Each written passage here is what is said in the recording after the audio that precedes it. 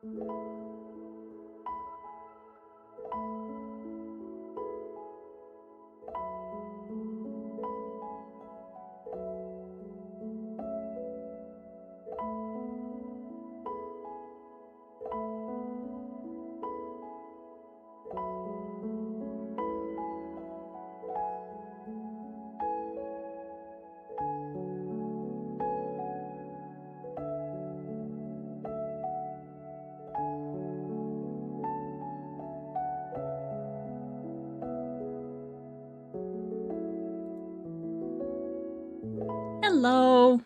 Good afternoon. How are we doing? Oh, I hadn't thought about this. I'm hoping it's going to remember my place. I've been listening to a podcast. I am almost perfectly at the end of a chapter, so hopefully that will remember where it is. Well, I'll find out afterwards, I guess. I hadn't thought about that.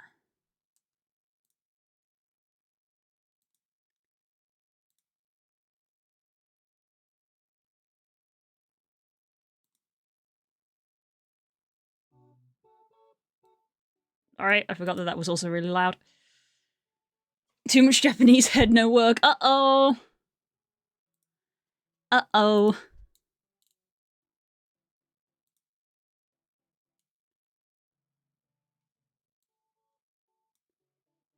we go. Is this the music in your head right now?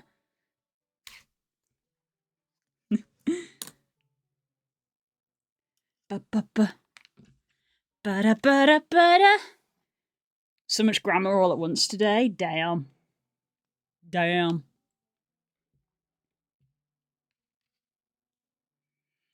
I need to get better at characters. I need to practice them more. I'm currently not recognizing them like at all. Mm-hmm.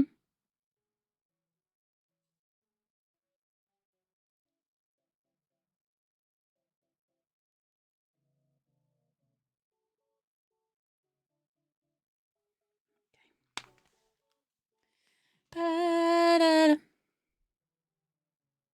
Which ones? All of them.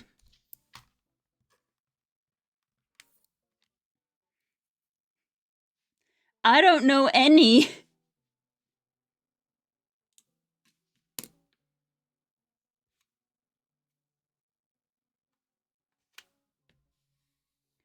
Oh, that game last night was fun. I had a lot of fun playing that. I'm looking forward to playing that for the next few weeks on Tuesdays.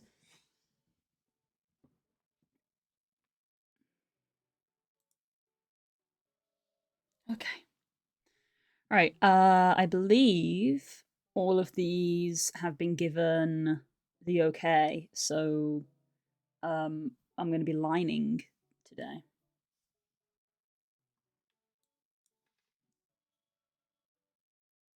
So let's make a folder and shove all of the sketches in.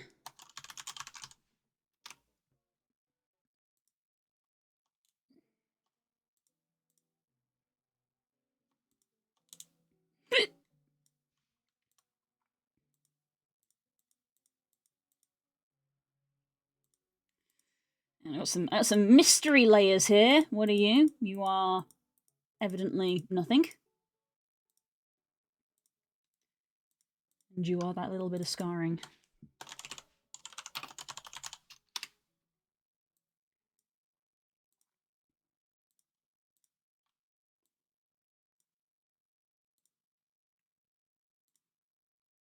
And references. That's the sly grin, which is from something else. So we're gonna, yeah, I guess keep you in the sketches folder. You are still a sketch.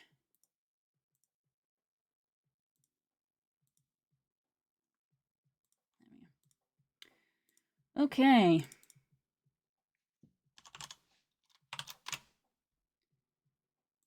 Layer for yay lines.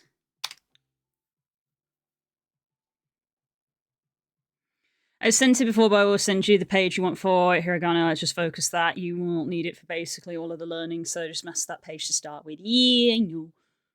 I have the resources. just don't have the time. But thank you. I'm going to pin this. I'm pinning that.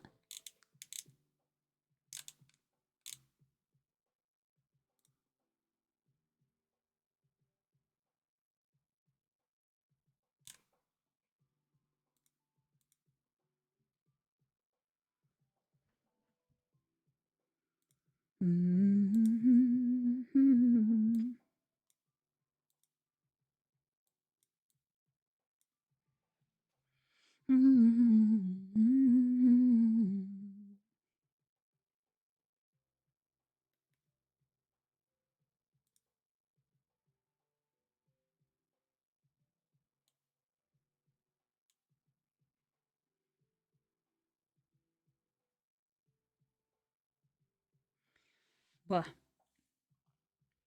I might try to remember to mention it a few times just because it's popped up. Twitch is having a drop thing to actually get some Discord Nitro at the moment. Purchase, it says, how to earn the reward. Purchase one subscription, brackets new recurring or a gift subscription, to a participating channel while the streamer is live. Find your rewards by visiting your drop inventory. So there you go. So you can get yourself some Discord Nitro. And if you already get Discord Nitro, I don't know how that works. I don't know if that means you get 3 months for free.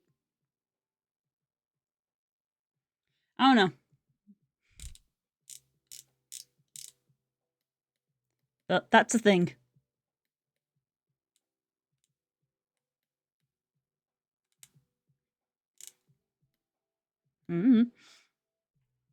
Hi, Blizzy. Good morning.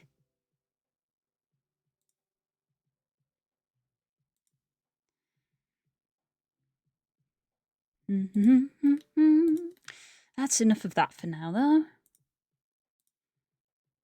Okay.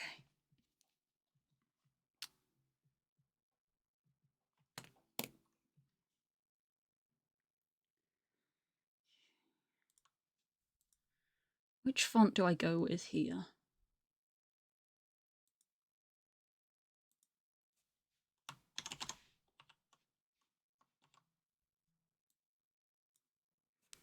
I don't feel like that's the vibe I want. Potentially that.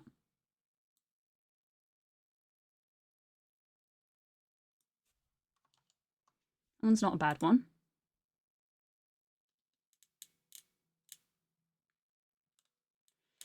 A quick flick through.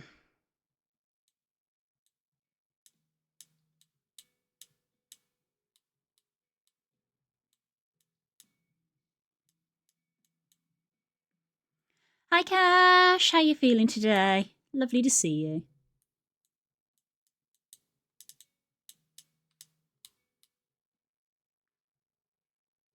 That's not a bad one.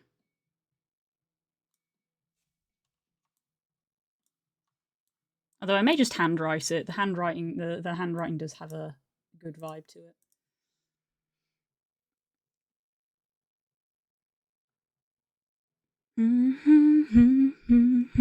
Oh! Oh, this! Some pills I forgot to take. Take your meds.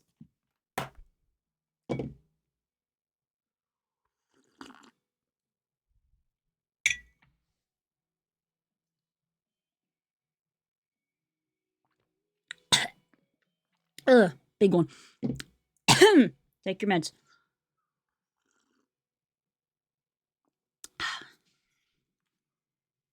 I went to bed early with some vertigo, woke up just long enough to keep such company during lunch, and then passed the fat back out. Foot back out. Aww. I hope you're feeling better now. Or are you still feeling a bit there? I'm glad that you can spend time with Sledge. Very sweet. Tell me the story, Nemo. I will wish to hear. Okay, let's focus in on this one.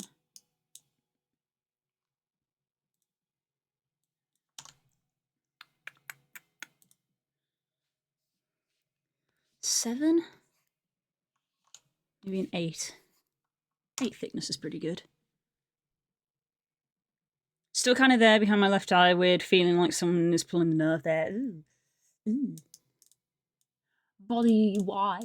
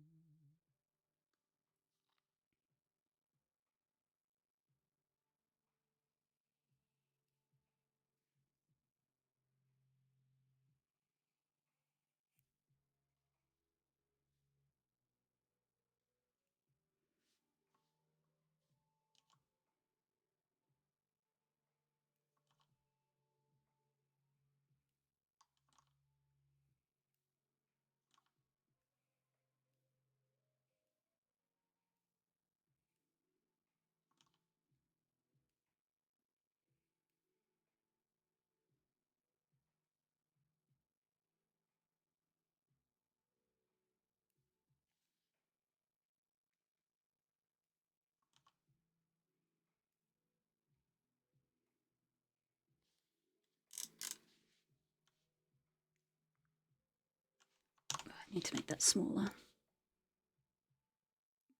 Gotcha. Buh.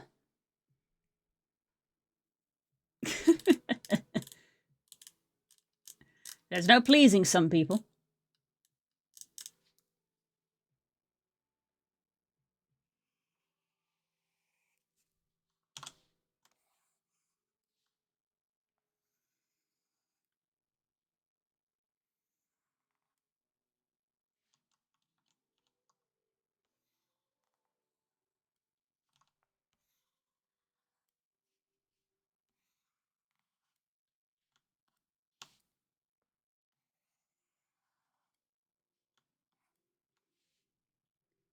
Keep on running. Keep on running.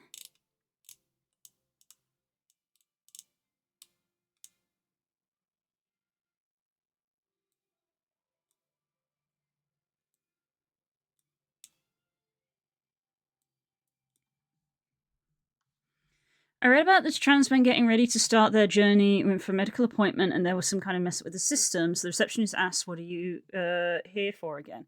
Guy was like, "Gender dysphoria." The receptionist looked them up and down and was like, "Oh, sorry, would a Yorkie bar help?" The guy was just like, "Yes, actually, thanks."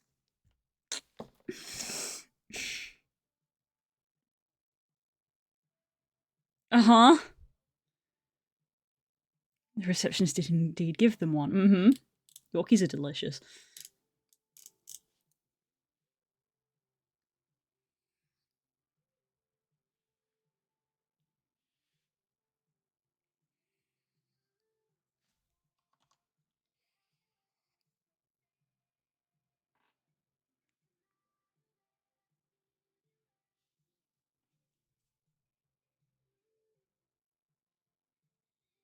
How would you know illegal? Do crimes! Do crimes! Criminal. What's a Yorkie bar besides, I assume, some kind of snack bar? Yeah, this is a UK joke. This is a UK based joke. Nemo is an honorary UK citizen for the purposes of telling jokes.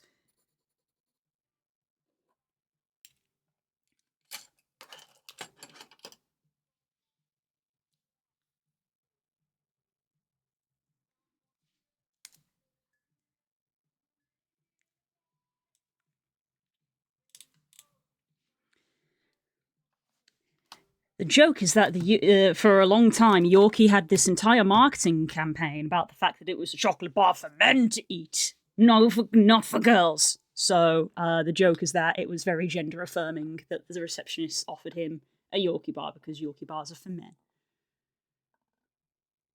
They don't do that anymore, which is not surprising because people would probably complain. But they don't do that marketing campaign anymore. But there was a big marketing campaign saying Yorkies are for men.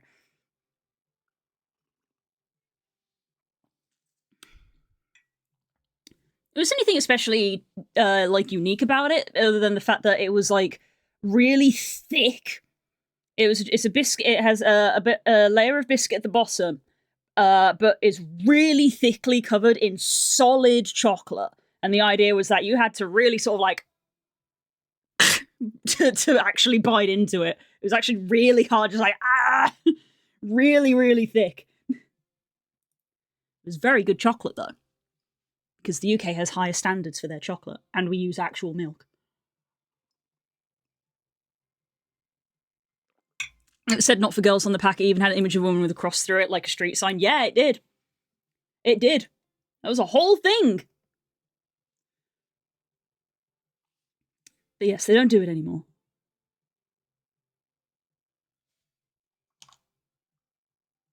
Because they realized, hey, that's problematic. And there was probably some CEO somewhere who was like, hey, I'd rather not offend an entire base of people so that I can sell more product.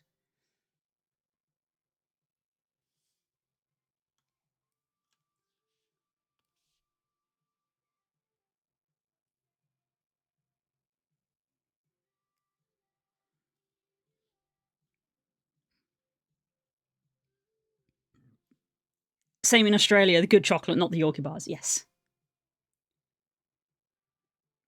I'm still kind of amused that Volvo never got any flack. I don't immediately remember what that one is.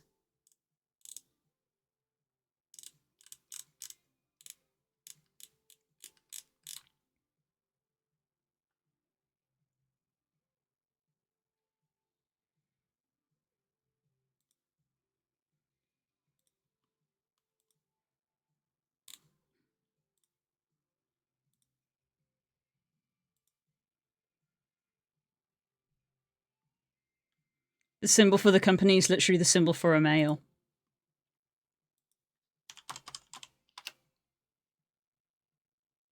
Oh, yeah. People be deep set in their ways. I genuinely never noticed, but that's because I don't notice cars. I don't know. It is what it is.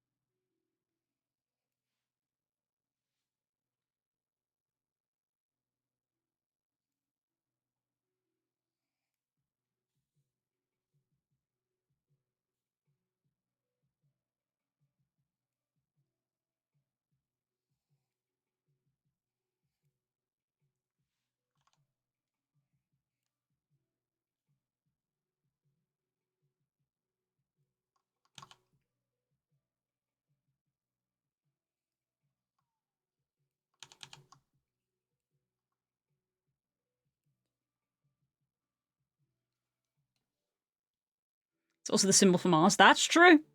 That's true.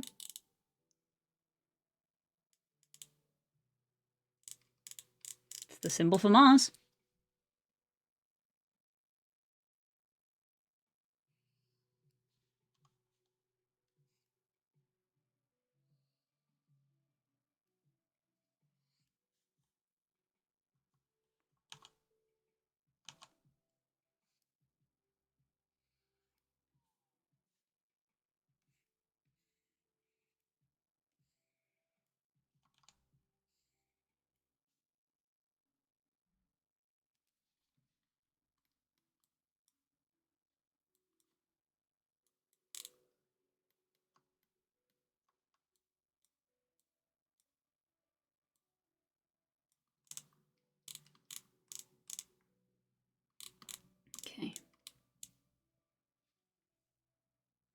Then there was some marketing in the US in particular to be like, "Hey, video games are for boys," which is strange because video games were gendered before, weren't? I mean, were or weren't gendered before or since? Yeah.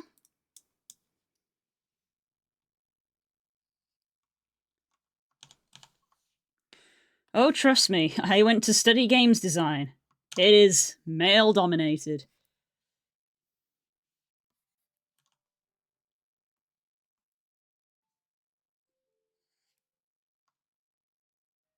Hi, Diglett, I love you.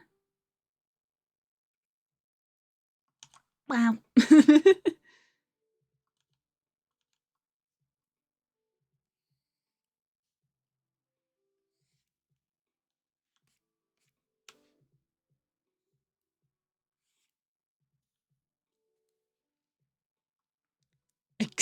I also love you, accept my plushie throwing love. Fair enough. I went for nursing and it was female dominated. That's also true. Yes, Diglett went into nursing.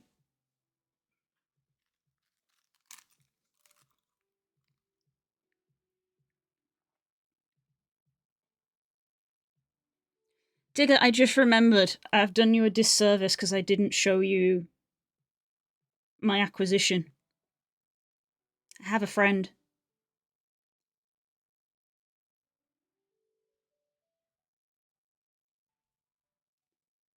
What do you have? A knife!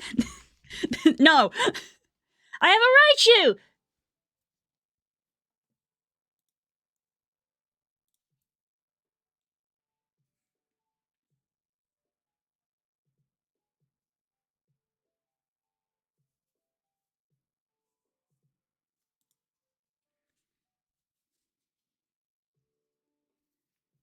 Pokemon Center? No! Aldi! I found him in Aldi! The middle aisle strikes again! He was just there! Yes, the Raichu. You're fine. I swear here all the fucking time, you're fine.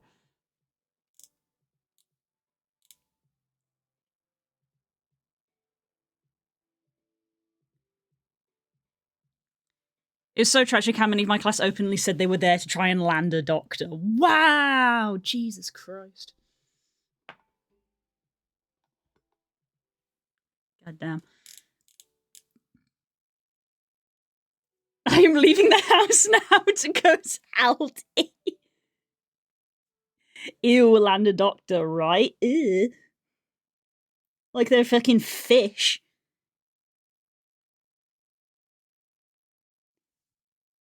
Brother, ugh. Those are the kinds of girls who were bullies in school. Those are the kind of girls who were bullies in school. Just saying.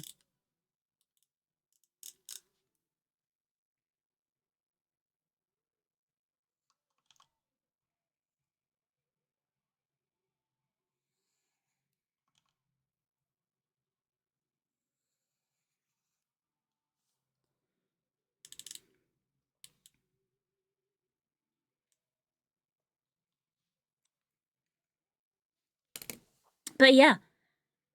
We were just doing our grocery shopping. We went to Aldi. And I have genuinely seen Pokemon plushies in Aldi before.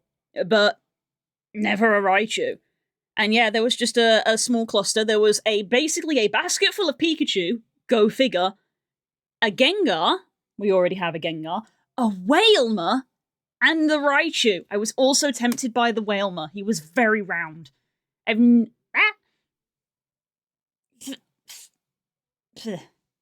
never seen a Wailmer. But after the Raichu propaganda...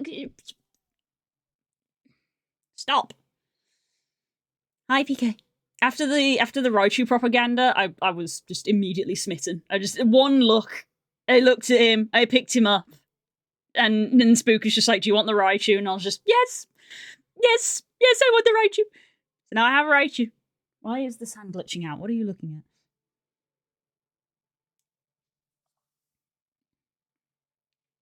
They mostly didn't stick with it because it's hard work, and the teacher even said to us, more sane ones, that never works. No doctor wants a nurse. They're both too busy. That's true, actually.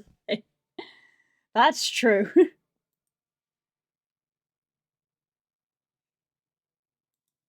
How's it going, PK? You in work?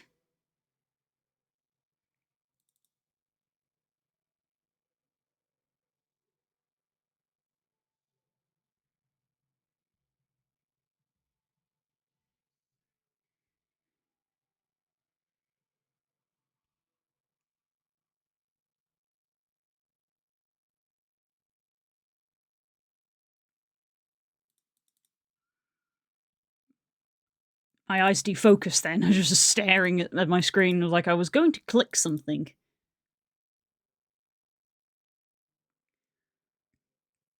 Excuse me. I was going to do something to be efficient.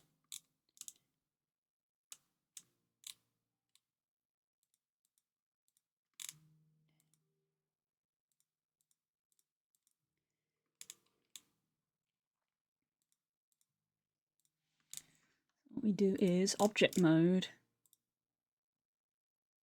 Arm break, fair enough.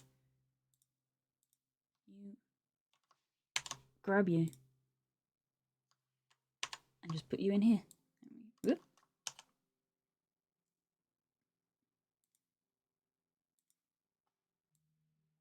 And that is just efficiency. Rather than trying to redraw something 6 times.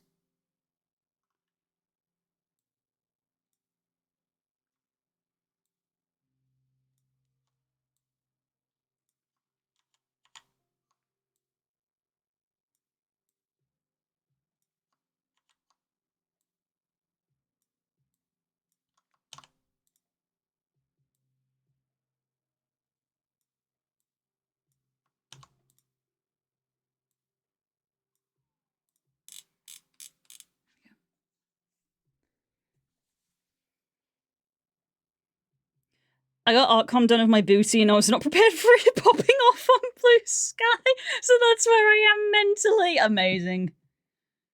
Amazing. Oh my god, PK's internet famous.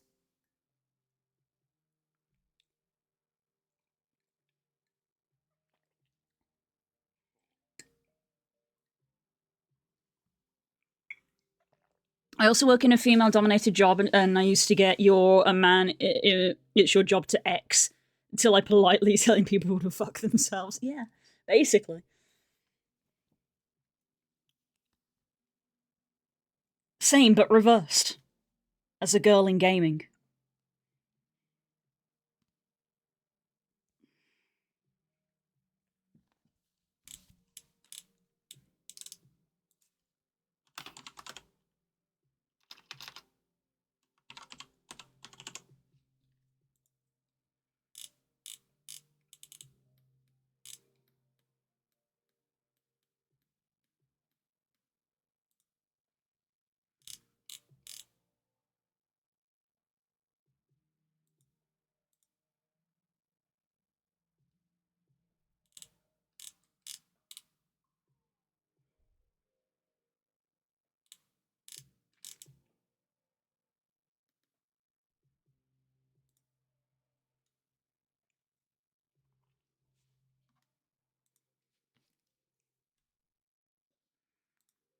Okay, now the other one is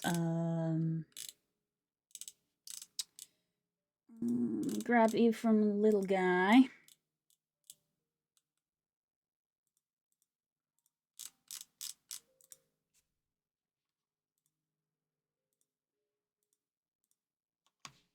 Just grab all of that.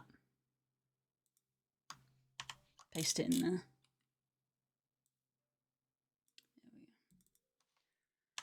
Come over. I will need this on almost all of these. So it is efficient for me to just not have to redraw it 6 times.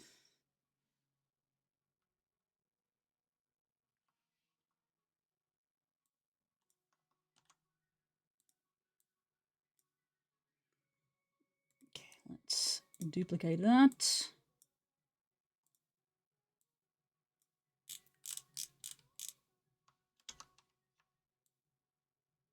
I will need to thicken those lines considerably.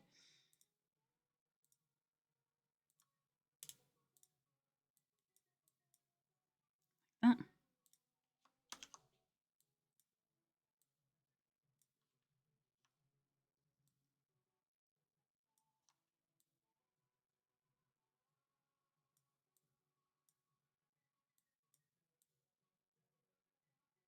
Okay. Yep, work smarter, not harder. I already drew it once. Why do I need to draw it again?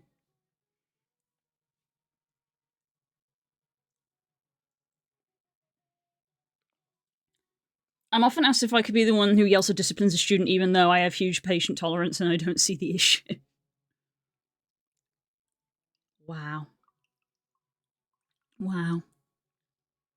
That's also annoying for another reason, because if you're the one who has to punish people all the time, you get the reputation for being the mean teacher when you're not.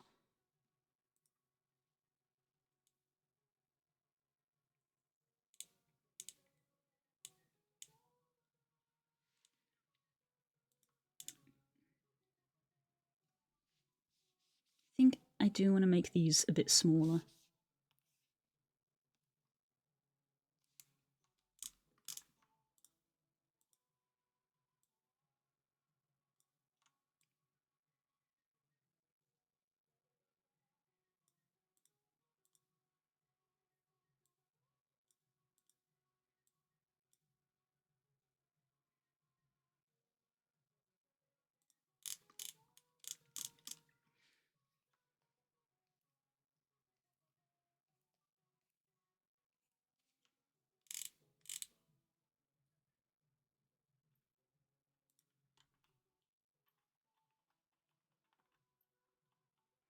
I heard something about you the other day. Oh, really? Apparently you're bald.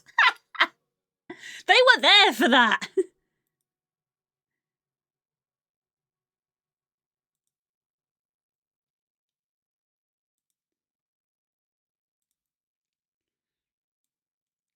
Fake news? Oh, really? Oh, really? Then how do you explain this?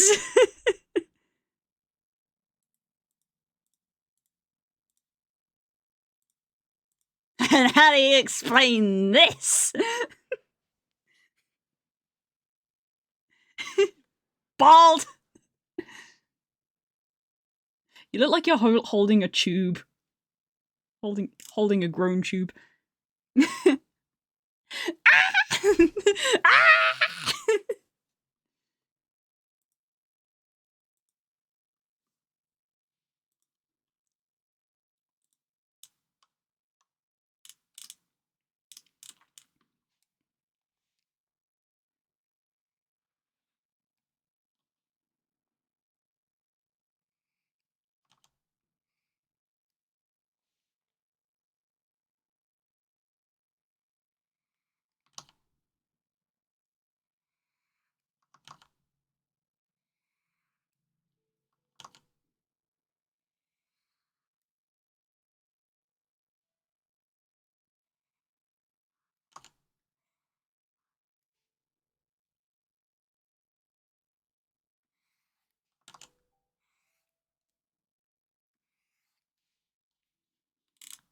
Oops.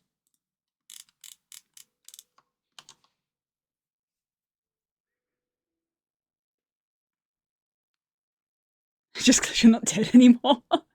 Yes, good to have you back with us. It's so we can butter ourselves up to slide into places we aren't allowed. Gross. I didn't need that mental image. As if you wouldn't just eat the butter. That's also true.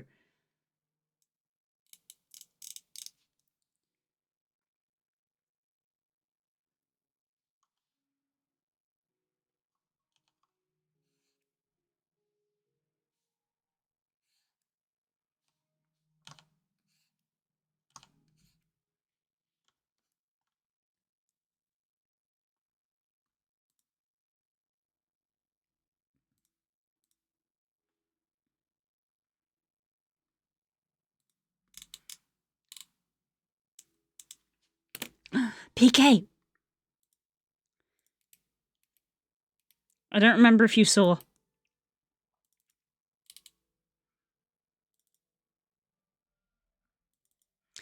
New kobolds! New kobolds!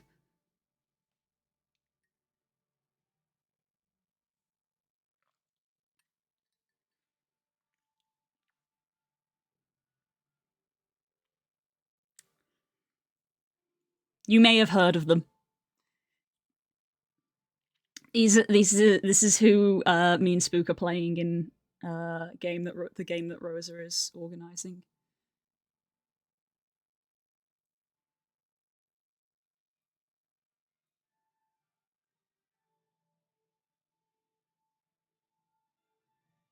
They are siblings. It's me and Spook. Can you guess who is who? It is a truth universally acknowledged that a kobold in possession of a big hungry must be in want of a barrel of butter. I don't make the rules. Why butter all of a sudden? Why do kobolds eat butter? I mean, they'll eat anything. Kobolds will eat anything.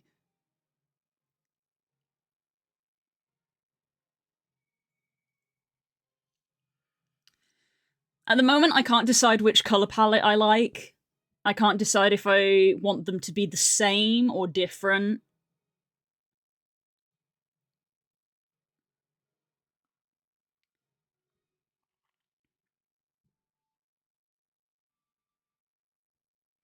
Rose, let me know Spook's Kobold has somehow a lower int than Lucky would have. Oh, that's because he rolled really bad stats, and even though Rose was like, oh yeah, you can re-roll, I think it was Curls went, bet, and Spook went, oh okay, fucking bet.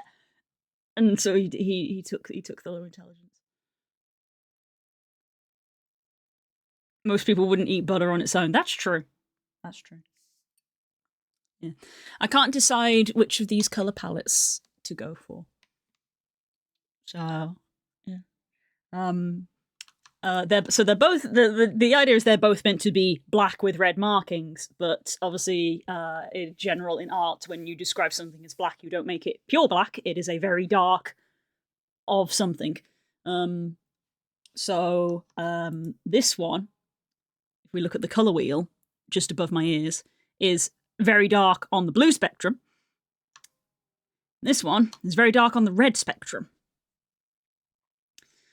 And they have contrasting belly colors. So the belly color here is pale on the blue spectrum, and this one is pale on the red spectrum. So they contrast against the body that they are paired with.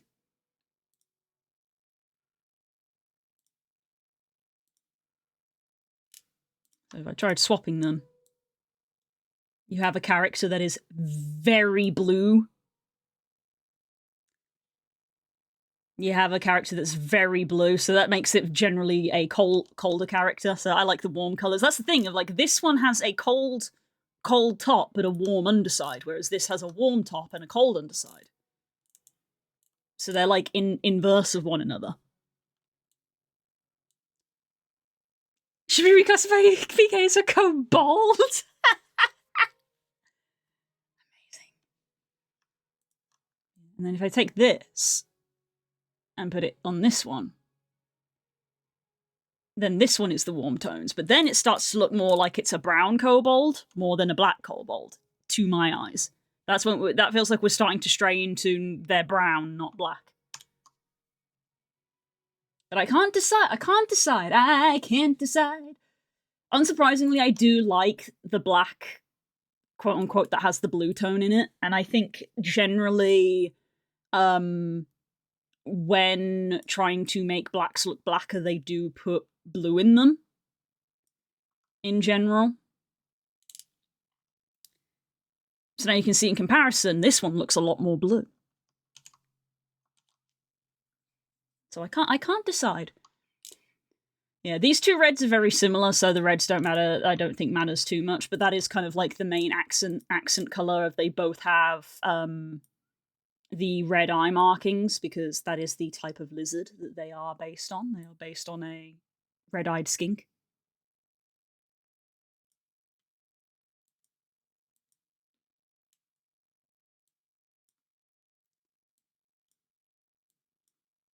So red is the accent color.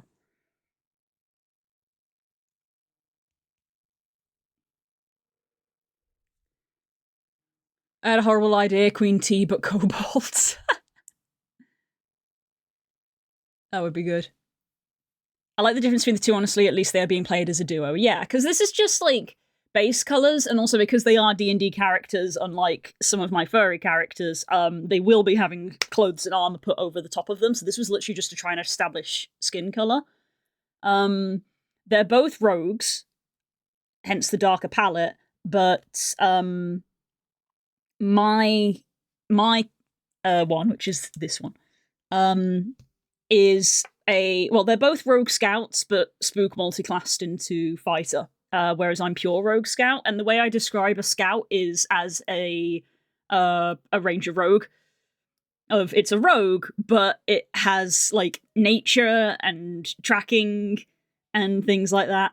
So that was why I made the color on this one more in the red hue of like they're black, but I don't mind it looking a little bit on the brown side because it's slightly more earthy tone to sort of suggest that rangeriness kind of thing.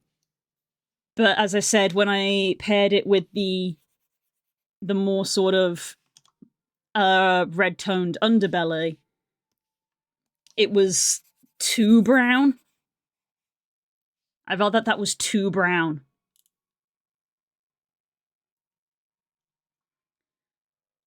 And then this color is literally color picked from a game, funnily enough, a character from a game. I literally just color picked these two colors off of them. So I color picked these off a game character because I was like, those are good colors, Steels. And that was when I noticed that one was blue toned and one was red toned. So I was like, cool, well, if you're blue and red, let's make you red and blue. So that's how I established how I ended up with this belly tone for this character. But I don't know if I have maybe saturated it a touch too much, maybe?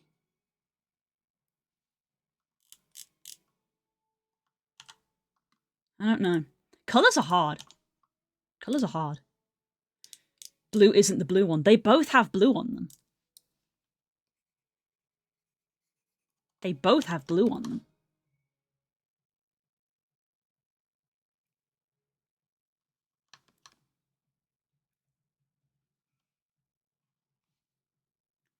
So yeah. Well, talk about overthinking.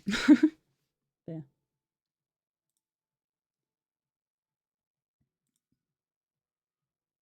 Oof.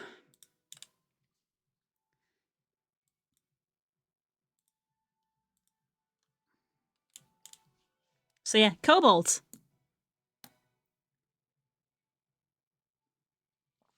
Oh, I should have taken paracetamol before stream. I forgot about that. Again.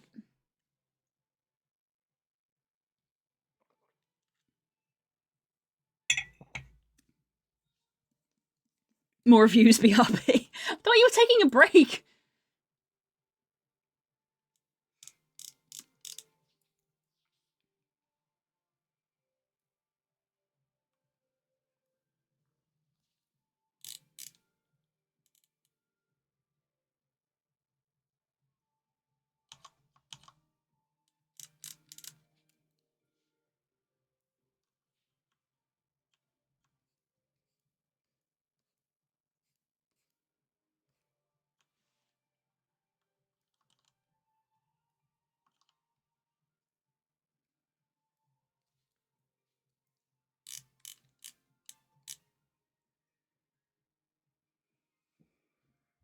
No breaks. I just do all my reviews and then come up. BRB. Okay. Best of luck. Huh? Kobold.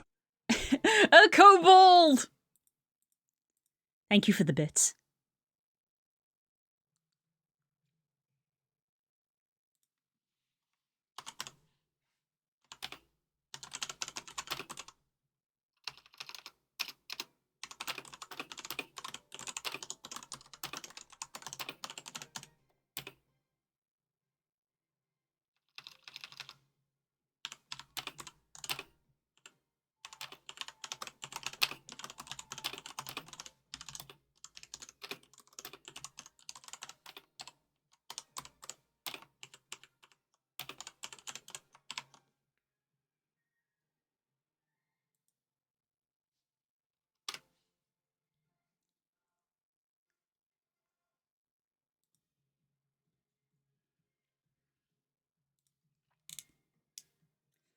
Okay, so this is going to be the awkward one where the arms are going behind the head. I'll get the second ear though.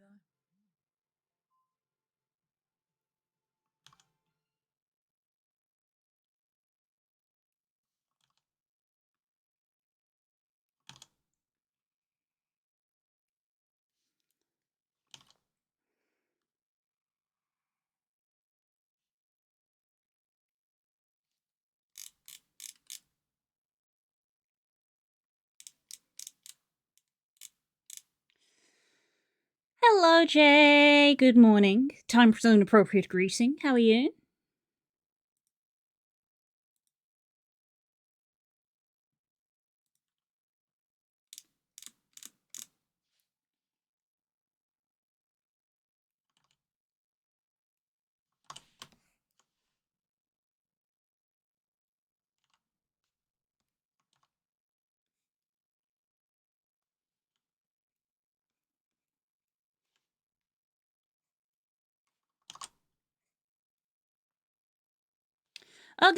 A pod and Morsty isn't here.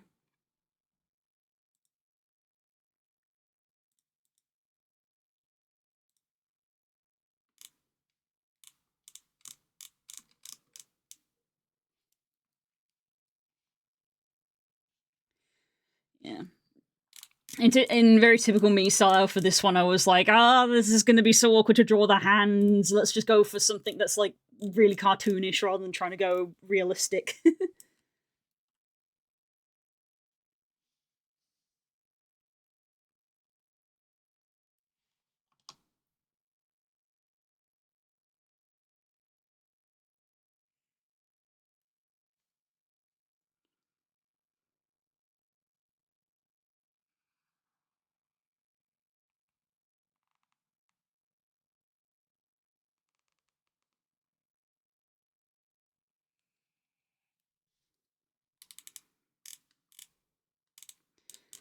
Oops.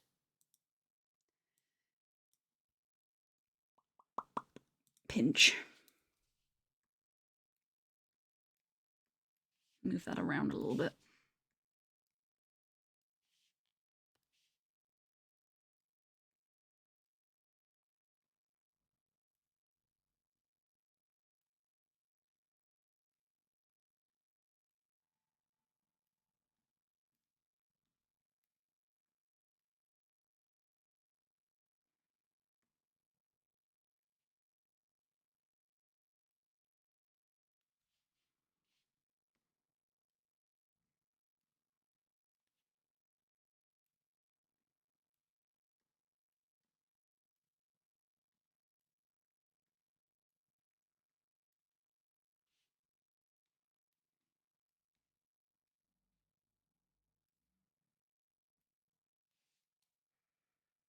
Welcome back. How did it go? What? Did you know if you cast fear on a kobold it stops being a kobold and becomes an obold? God damn it. No, I did not know that.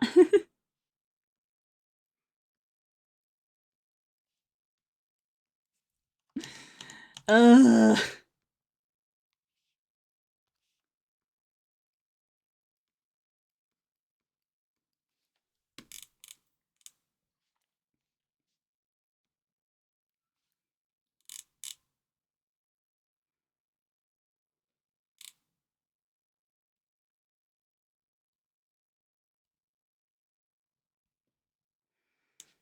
I don't know if maybe I just need to move the whole thing up.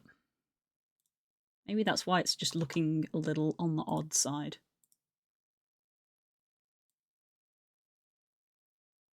Is that it's just a little bit short.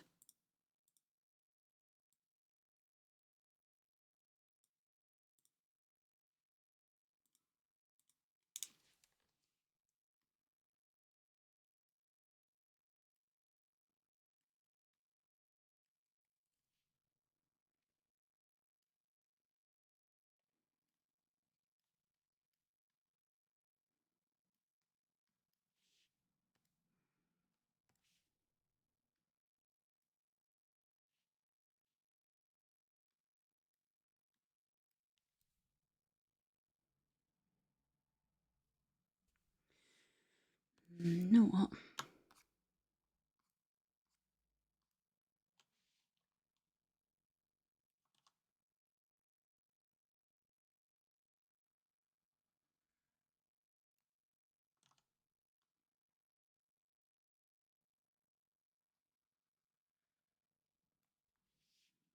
Feel a bit better about that. Adjust line width. Fix width to 8.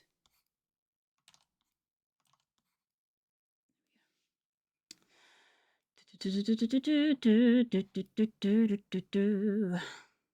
Connect those together.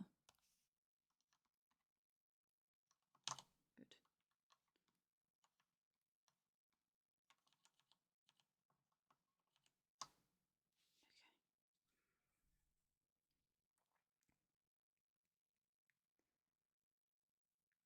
Doesn't take long unless I have been asleep and reviews have built up, or if I'm learning new stuff for the day, then it depends. It takes about an hour, depending. Fair enough. Are these like. Wait, when you say build up, I don't actually know what you mean. When you said review, I was like, oh, is it like a lesson review? You learning more Japanese? Or am I completely misunderstanding what you're doing?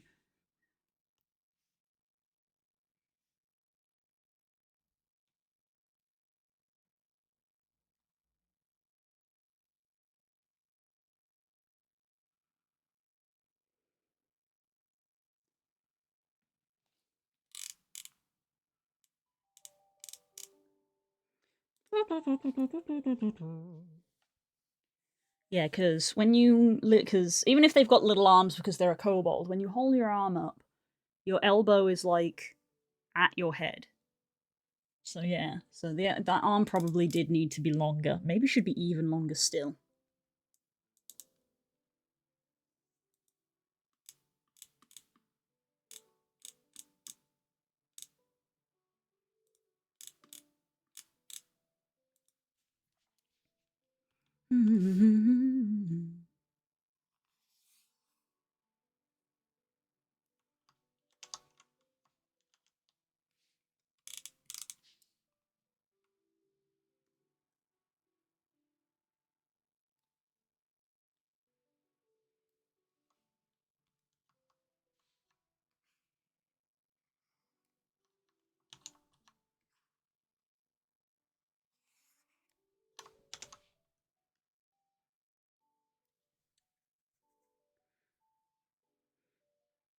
It's a spaced repetition system, so I learn stuff and then later it will give me a review. It will give me a review quizzes. If I get it right, I'll wait long before asking again. If I get it wrong, it will ask me again sooner. Oh, okay.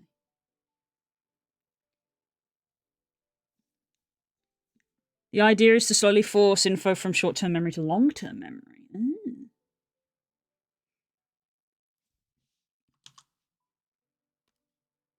I feel like the hands are a decent size there, so I do just want to elongate it. Excuse me.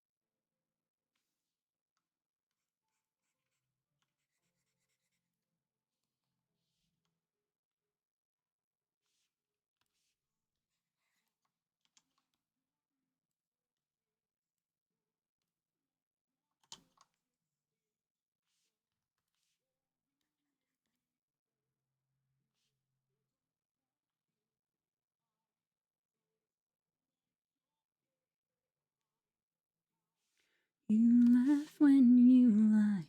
You said the gun was mine. Wasn't cool. No, I don't like you.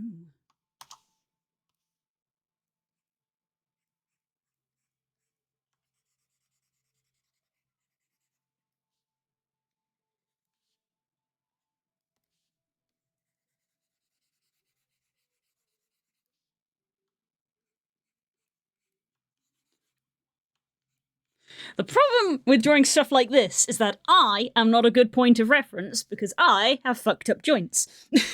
So when I hold my arms up over my head and I'm trying to think, like, how is this gonna look? My arms are fucked.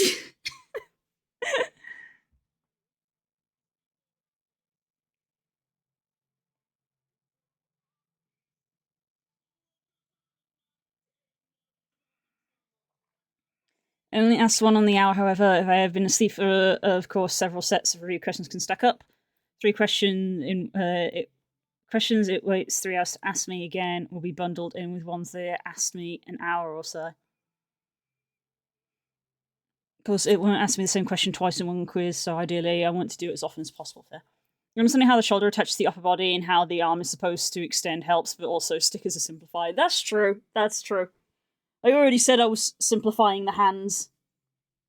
So they can just be sticks.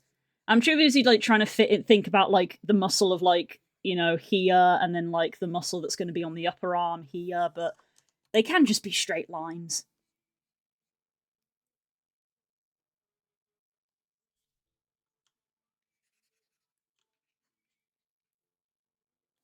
Me overthinking? Imagine.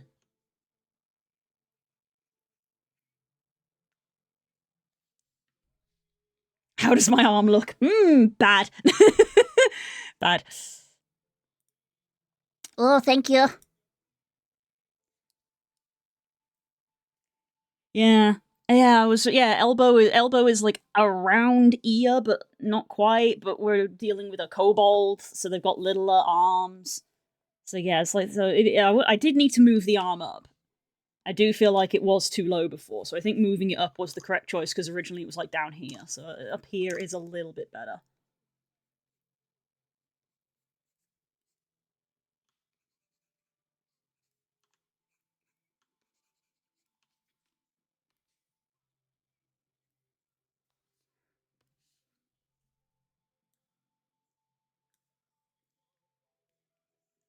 Just make it noodle, that's true. Also true. Past midnight, I'm due to review my katakana. Why am I doing this again? I don't know. Kermit arms! That's true. Kermit arms. Also, I'm like really zoomed in as well because you know this is normally like this size on your screen. I'm like really zoomed in. I think it's mainly just the fact that I can see that this is like kinked, and I'm like, nope, that needs to not be like that.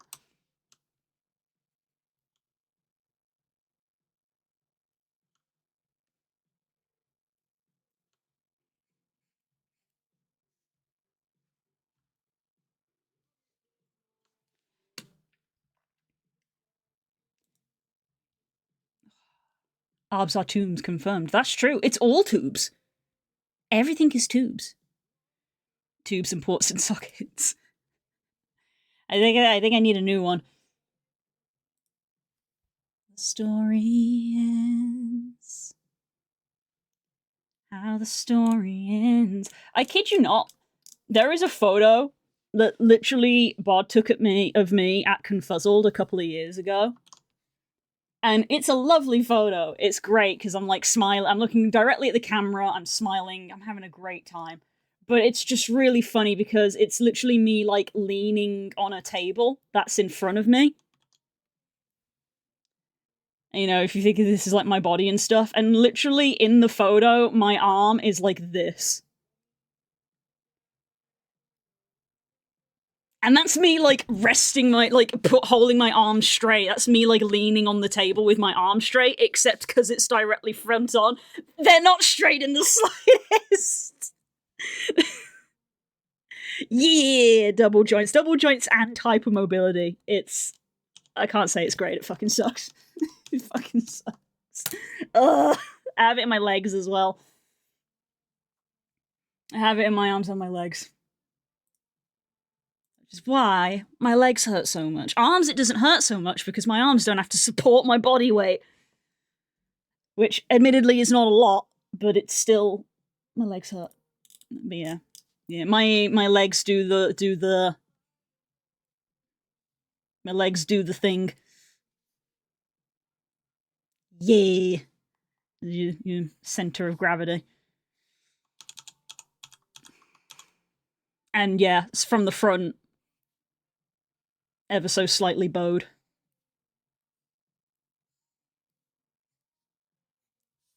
Yay. Which is why you will hear me complain about my joints.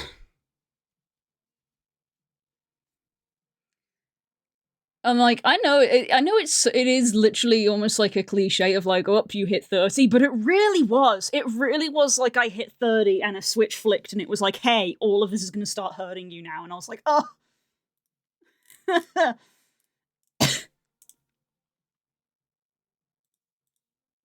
was even talking with a friend and they were like, "Oh, you should do yoga. You'll be good at it." And I was like, "No, actually, I'm not because overextending is not good." And they were like, "But you were always so good at like, doing all these things and stuff when you were young." And I was like, "Yeah, I've got hypermobility." And they were like, "Oh, that explains it." I was like, "Yeah."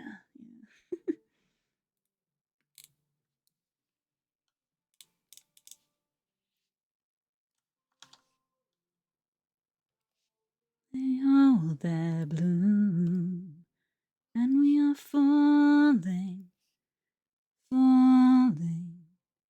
Summer is ending soon.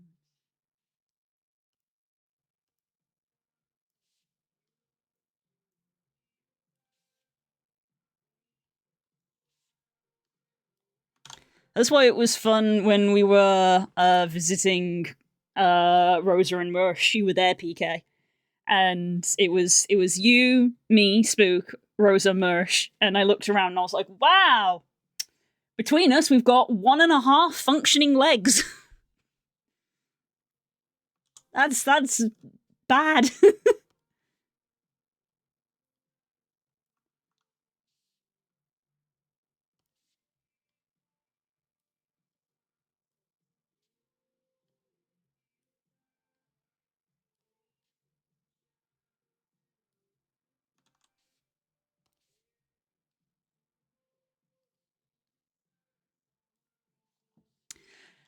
At least y'all had a leg to stand on, but we didn't.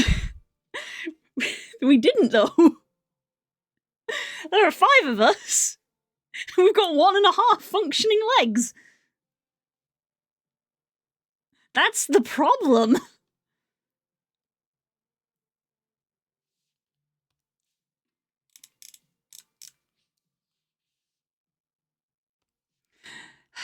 We laugh or we cry.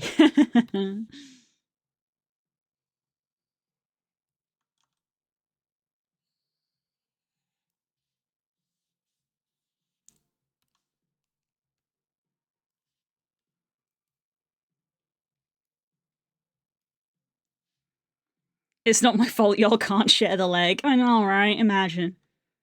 We already have to share a brain cell. We have to share legs now? SMH. The economy's in shambles.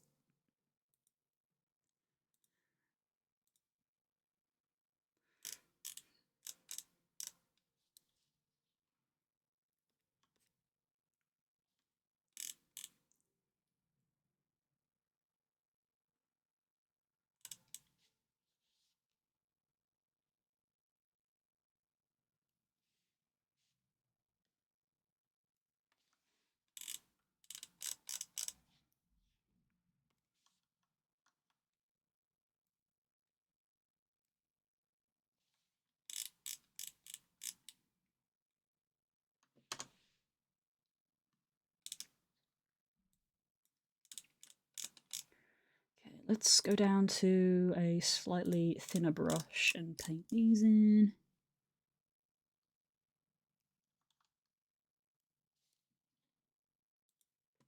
I want the other I want the other song now.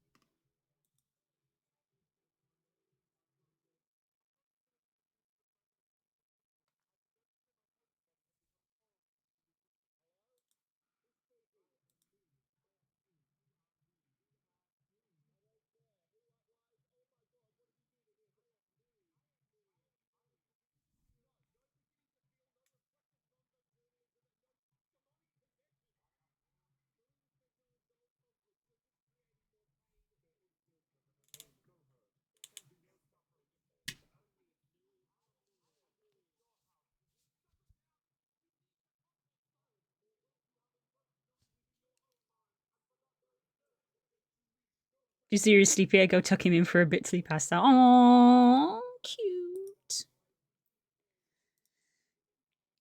Oh, cute. You guys are so cute. Aww.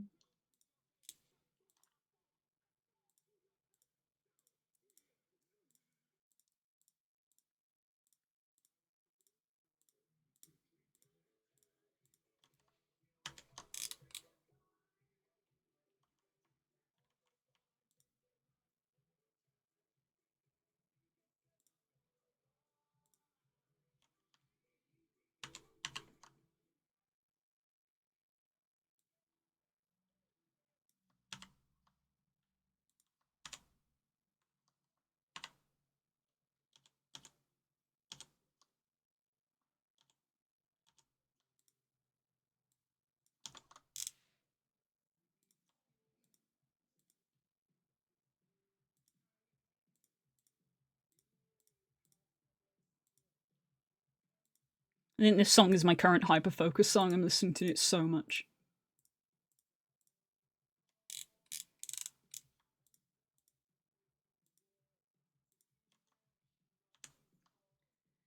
In the underground, there are no names. Kick drum, heartbeat, panic, insane.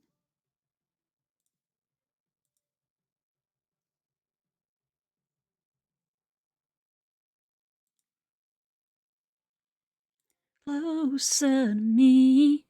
You breathing, I need you. Come closer to me. Know what you do is the friction. Come closer to me. I breathing, I need you. Come closer to me. Do you know what you do is the friction? I've been running into lore about the Ditto game and decided that if it comes to normal Switch, I will likely pick it up. If it was, surely they would have announced it by now. I thought it wasn't.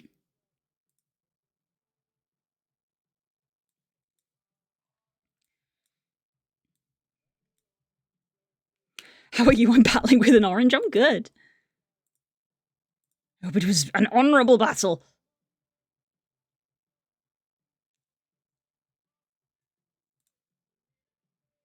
No, it isn't. See, when it comes to ZA, I want to get. I've said this of like I want to actually get ZA because when I get Pokemon on there, I will want them to. If I get shinies or even if I just get Pokemon that I get attached to, I'd like to have them into my home. A game like the Ditto game,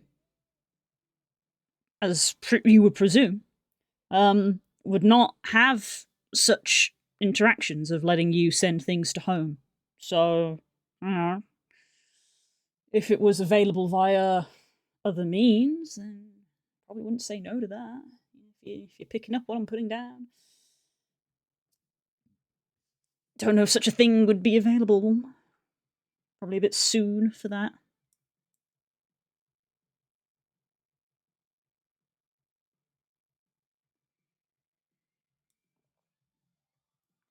Come closer to me. Breathe you, I need you. Come closer to me. You know what you do is the friction. Come closer to me. They have so much pith. Oranges are one of those ones that feel like so much effort. There. I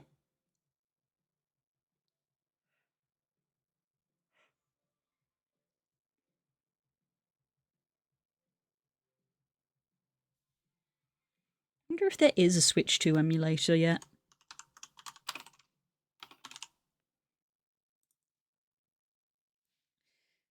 Ugh.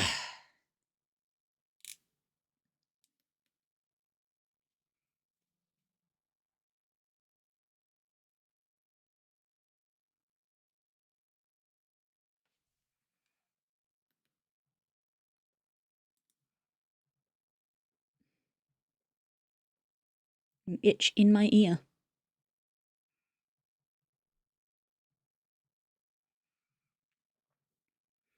I usually go with easy peelers, but I saw oranges and I thought I haven't had an actual orange in years. This is why.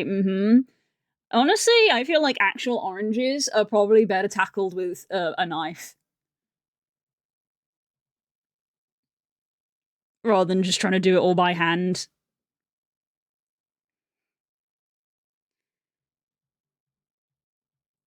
Cut off all the peel and then use the knife to actually cut out the segments. That's not something that's easy to do, just out and about.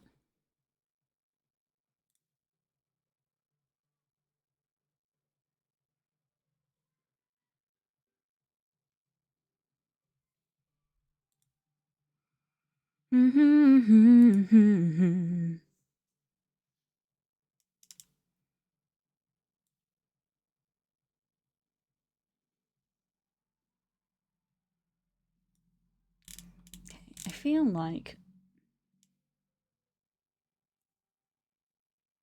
that's not bad. I feel like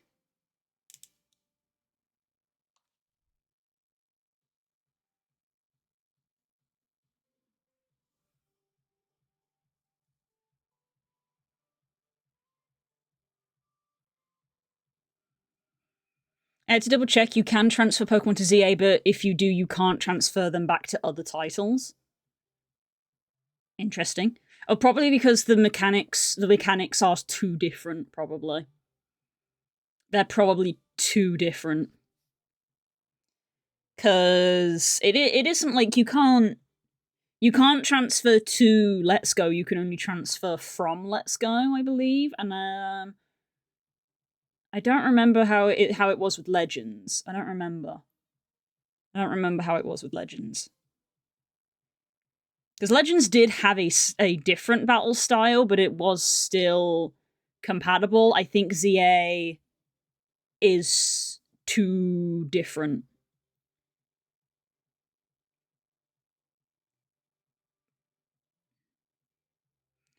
ZA gets a special ability. I think a lot of the moves have just been fundamentally changed as well, is the thing. How they do and how they change. Well, it's basically it's an entirely new battle system because let's be honest, even in Legends, even in Legends, it was still turn-based. It was just the way that those turns were calculated was slightly different, and you could modify it with the strong style versus the swift style, but it was still turn-based. Legends ZA has a completely different battle system. So I understand that. I understand that they wouldn't be compatible. I would still do them, though. I would still send Pokemon over for, like, collection purposes. Especially if they were shinies.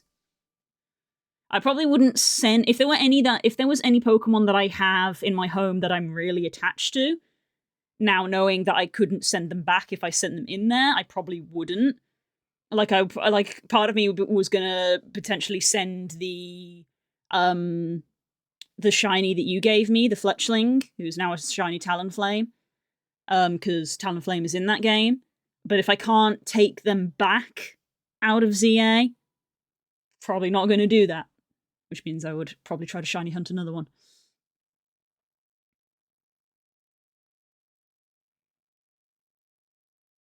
I did terrible at Katakana today. 125 out of 1. You only got 5 wrong? That's a passing grade. That's a passing grade! What do you mean you did terrible? That's a passing grade. That's not good. It is good. It's not perfect, but it is good. Those two words do not mean the same thing.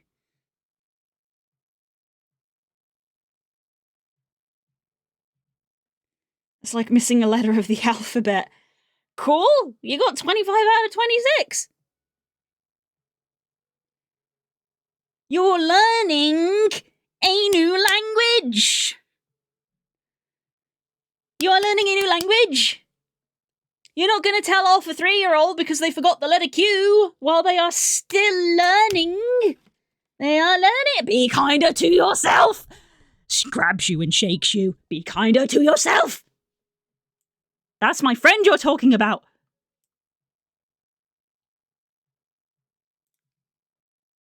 Angry. Don't make me angry.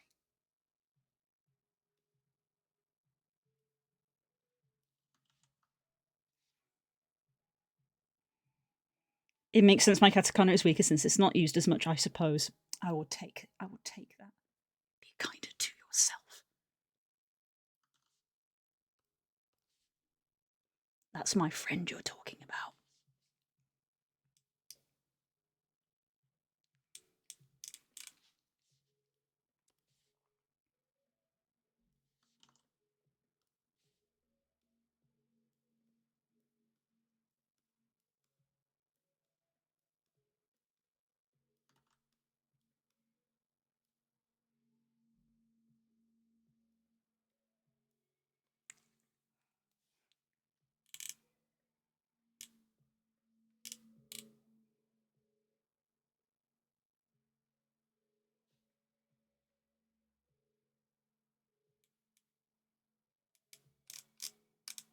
I need to bring this in more because the addition of the border is going to be too close.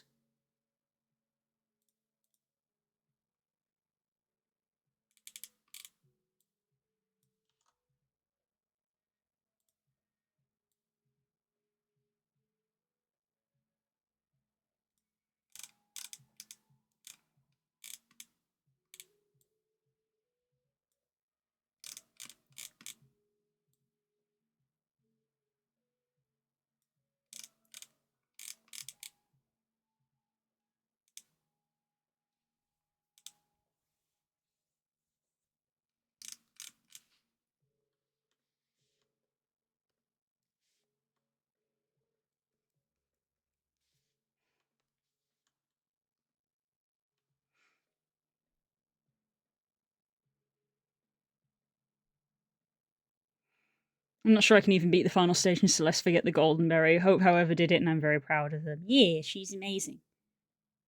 Stop invalidating yourself. I'm getting bored of having this conversation. Stop invalidating yourself. That's my friend.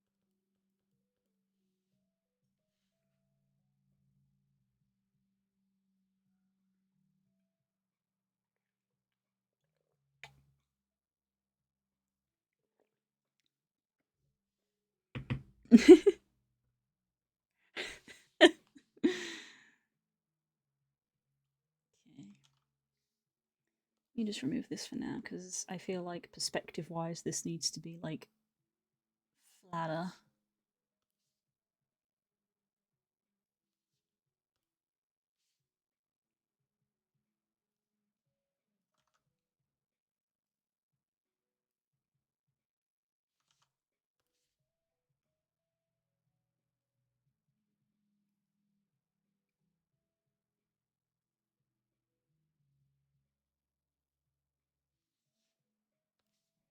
We have the little bump of his brow on that side. There we go. That looks better. I knew something was looking a little bit off.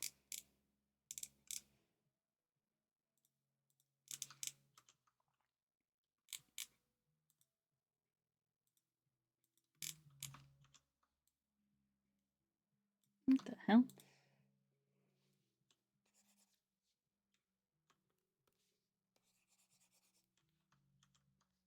That was weird.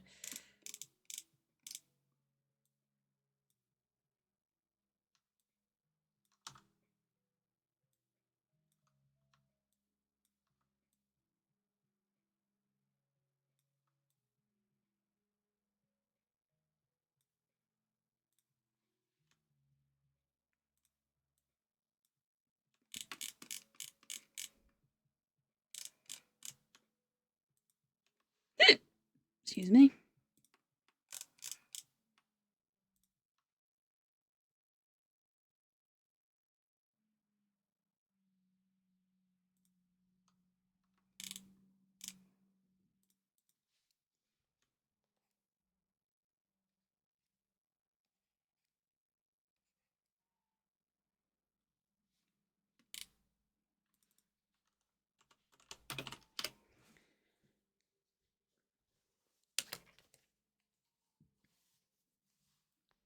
I am forgiving myself, like I'm struggling figuring out the difference between 3 different words that mean please and where to use them because, dear lord, oh my god.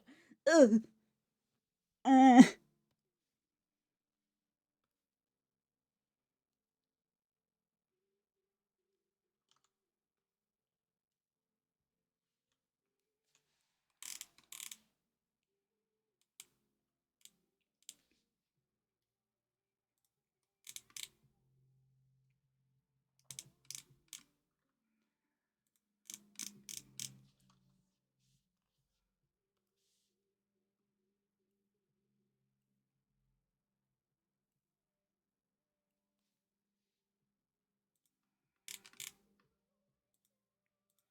Okay, let's get some line weight.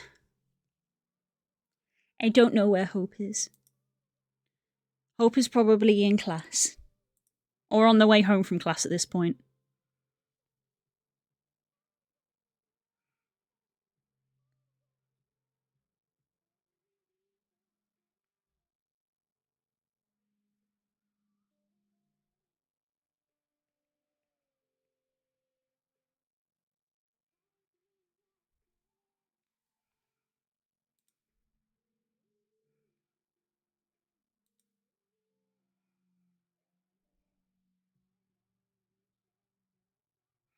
When you realise that in casual conversation you're unlikely to never use them properly, or people will just want to speak to you in English anyway. I don't know if it's true, but I did watch a video that was just like talking about stuff in Japan, and one of the things it did say is that they aren't keen on speaking English, even if they do know it. I don't know how true that is.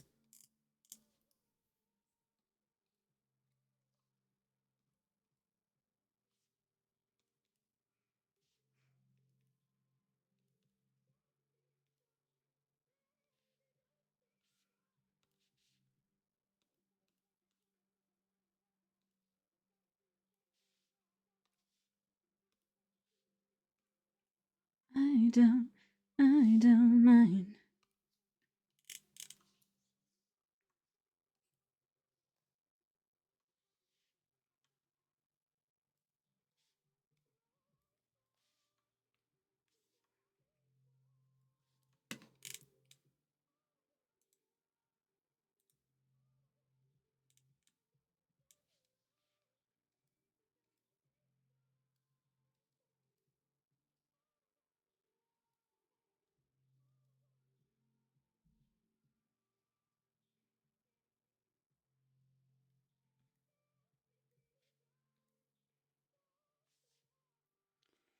Okay, let's connect those.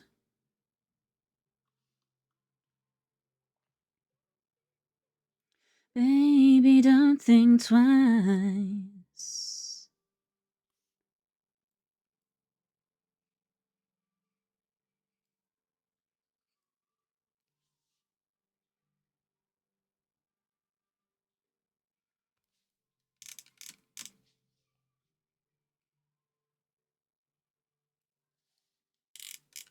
that little tear duct shape in there.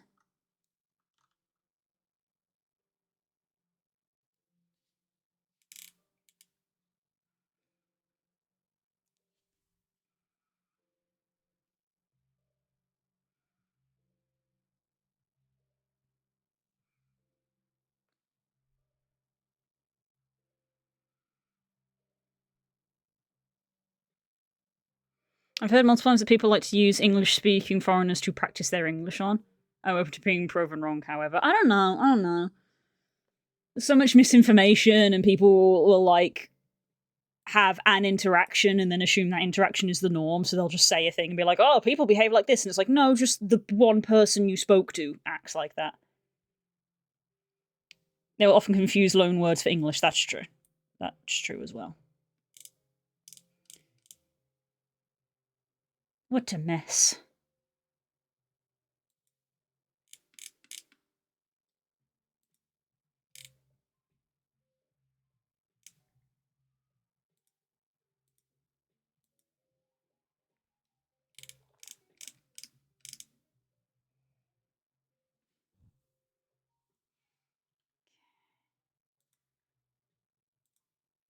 Let's thicken some of these external lines.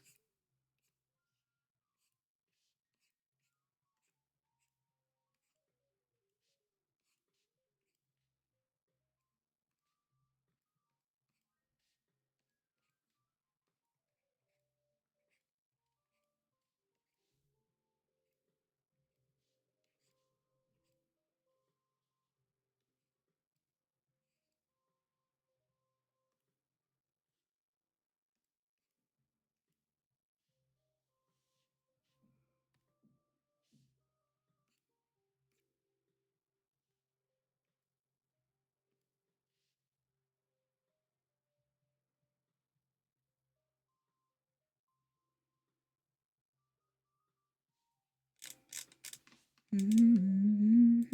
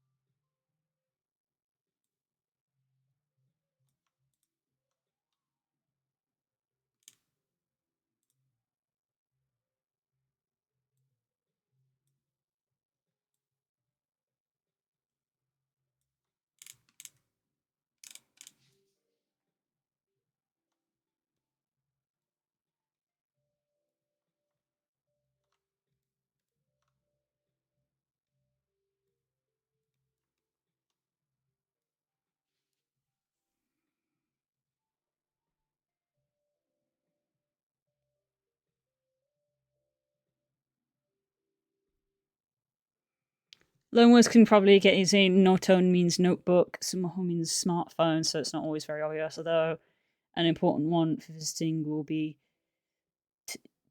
toire. Oh, is that is that the toilet? If we're talking about loan words. Funny how you that's the thing, when it's a loan word, it's like you can kind of tell.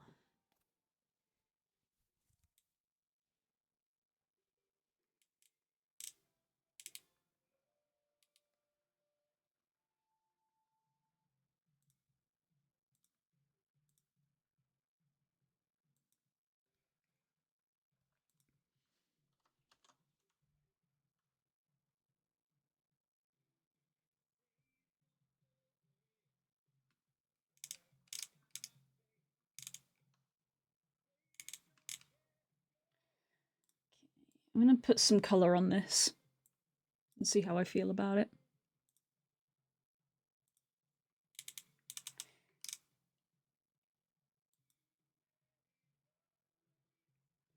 Eating up the night.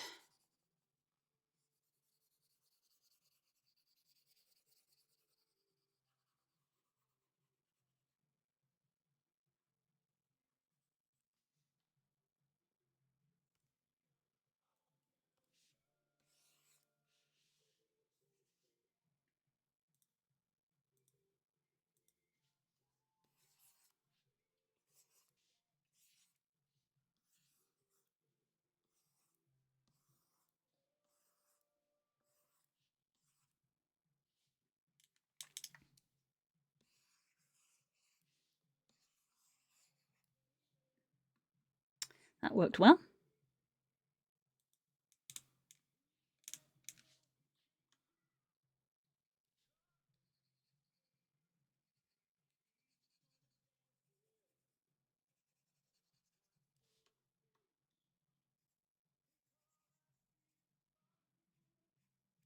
Write us off the page.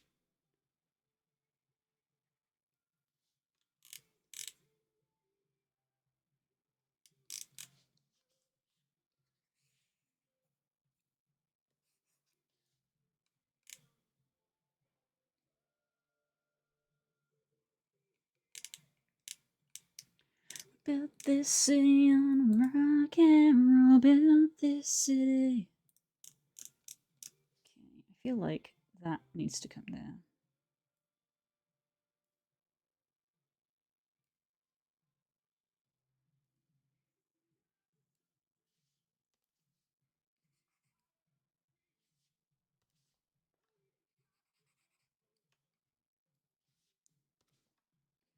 We just lost the beat.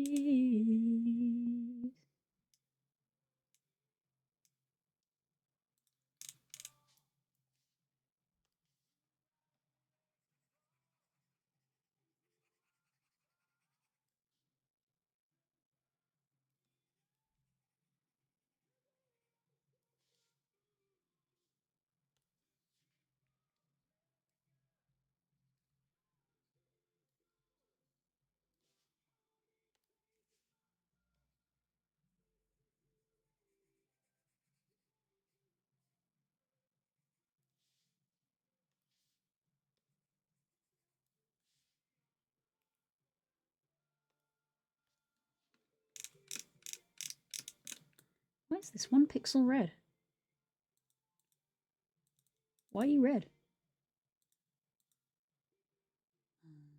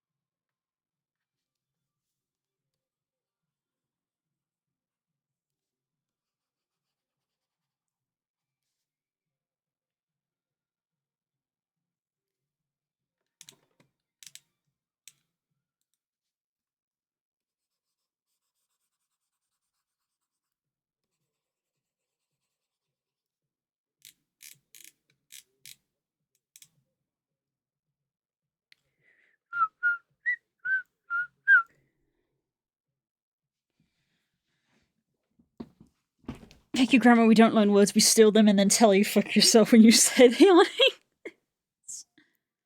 Problem is that loan words aren't always loaned from English. Yes, we did have this conversation, I seem to recall.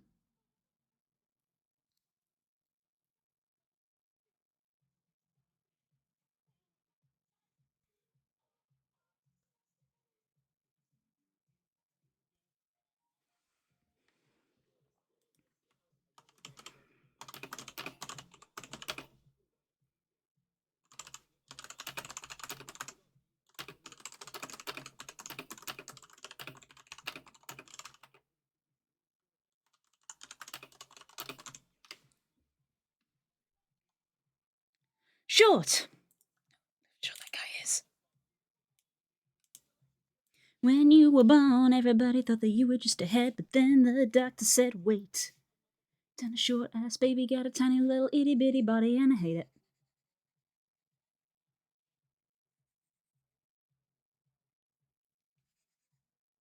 So who's a kid?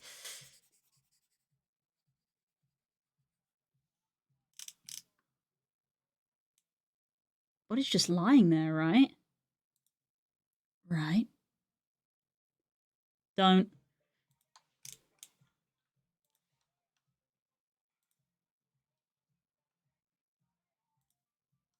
Bitch.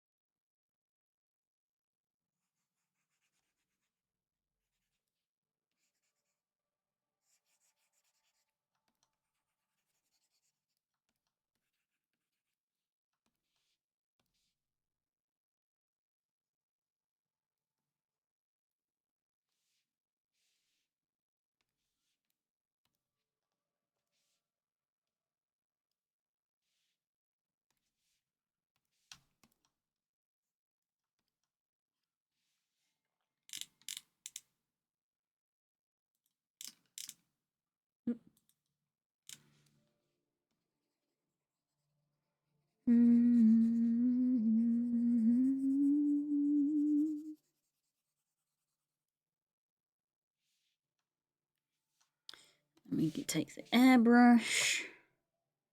Do just a little brush around the pupil.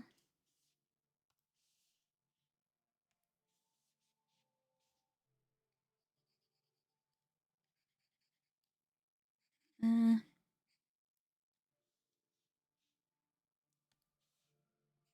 mm-hmm.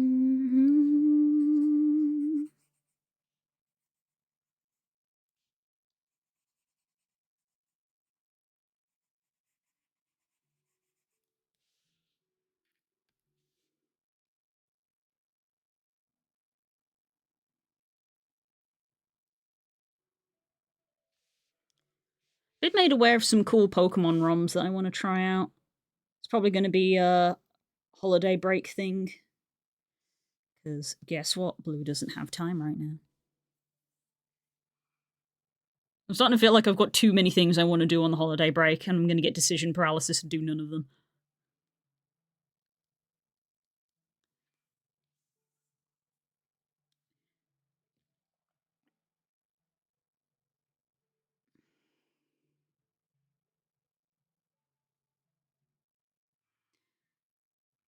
The only one I know is Bidama, but that's like half loan because the Dama is Tama because that happens, and that's not that's Japanese, not loan. Oh, I typed Bidama and then said Baidama. It's marble. It comes from Portuguese, and wow, you're right. I'm doing well. Why am I shoving all this in my head?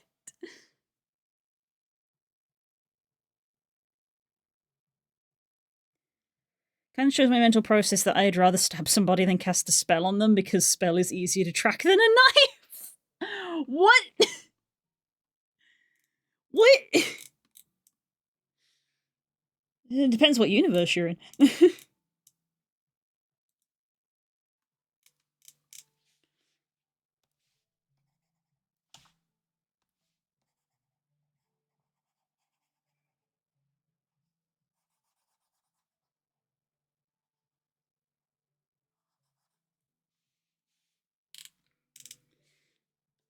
I haven't put claws on the tips of these hands. I feel like maybe I should.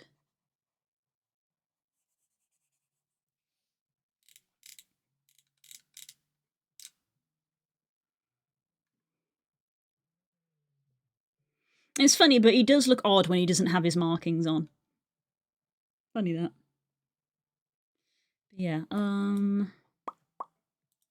me put some little teeny tiny claw tips on.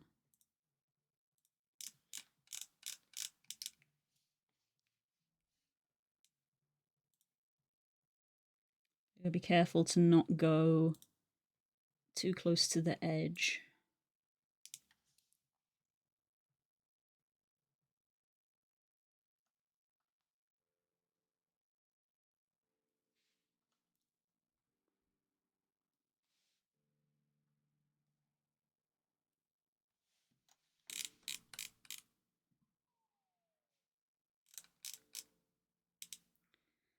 It's getting close to the edge is the problem.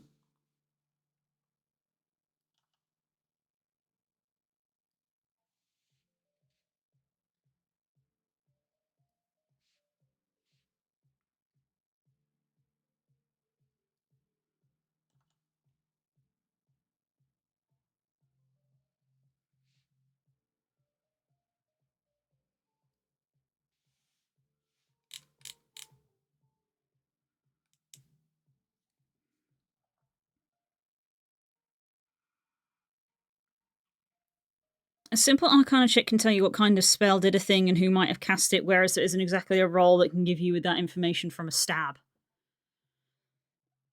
Again, it depends on your magic setting and where you are. But if you're in a high magic world, just knowing that it's like, oh, this was a arcane spell that was likely cast by, a wizard, it's like, cool, there's a wizard academy. That doesn't narrow it down, per se.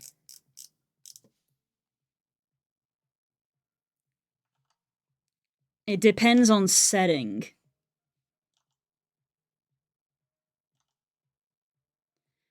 And it depends on your DM. A DM might say, like, oh, an Arcana check is not enough to give you that. Arcana checks are very vague, I find.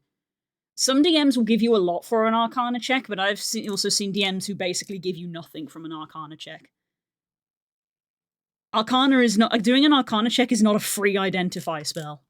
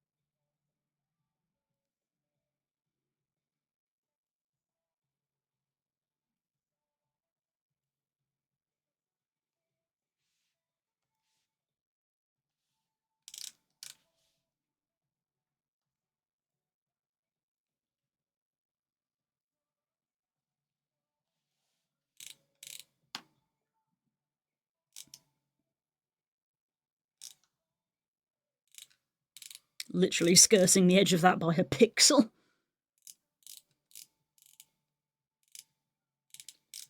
Don't even know your name.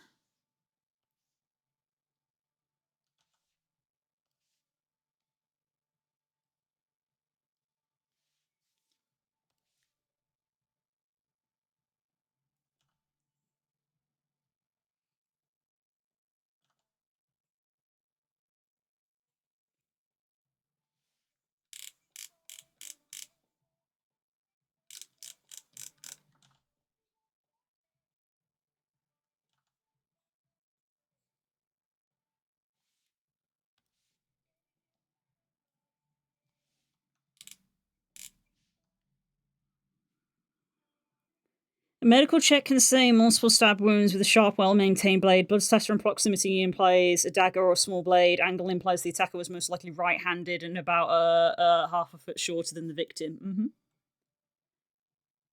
Stab location as well. Just like, this kind of wound implies this is someone who is well trained in this rather than just a random stabbing in a street by a common person.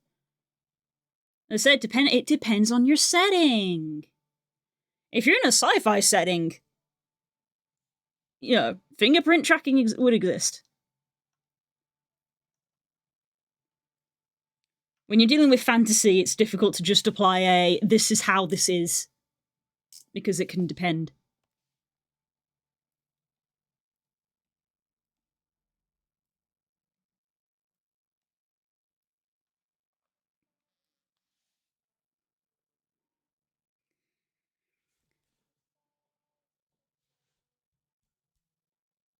People who meet certain height, favored hand would have a knife is broader than people who know magic unless magic is super common. Yeah, if you are playing in a setting where magic isn't common and like regular people don't just learn magic, then yeah, magic is easier to track.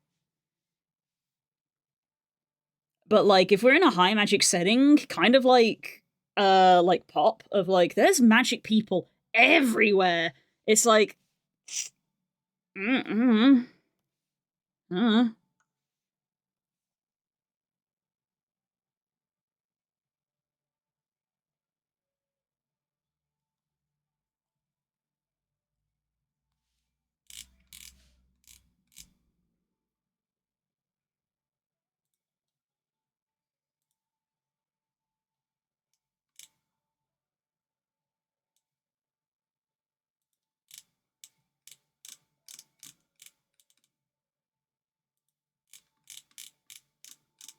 Vip.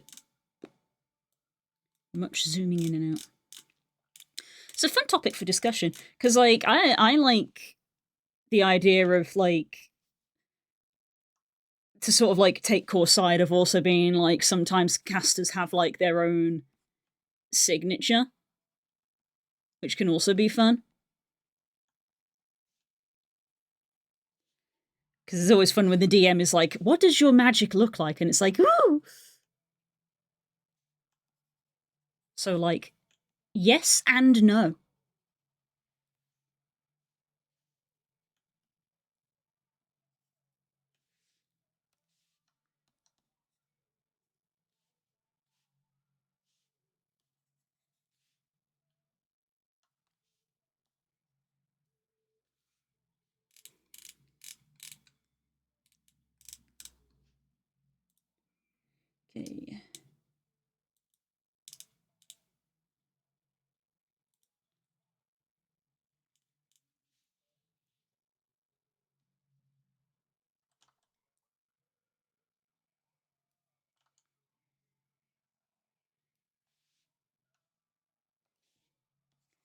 I'd hate to see you waiting.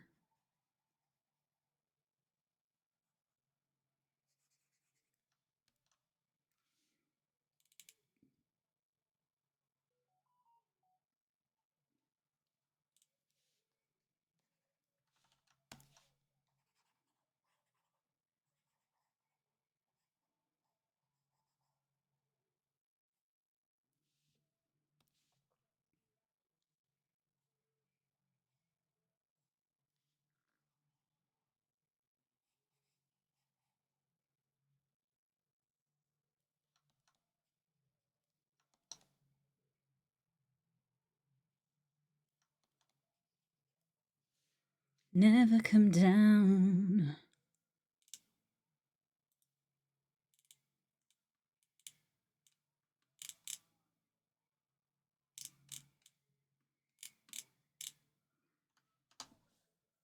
Abla.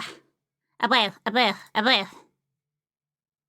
Thank you for the follow. How's it going?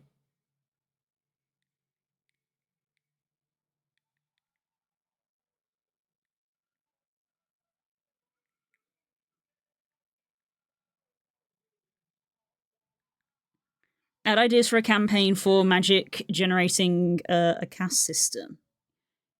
Yeah. That's something that you can very easily envision happening, isn't it? Good. How about you? I'm good. I'm good. I'm doing well.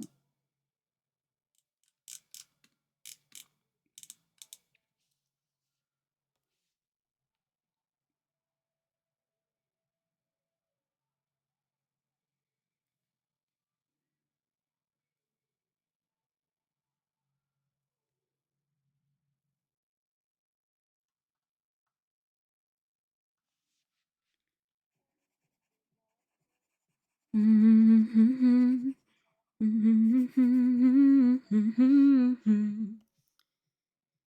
sir. Come to a point like there, and then we swoop.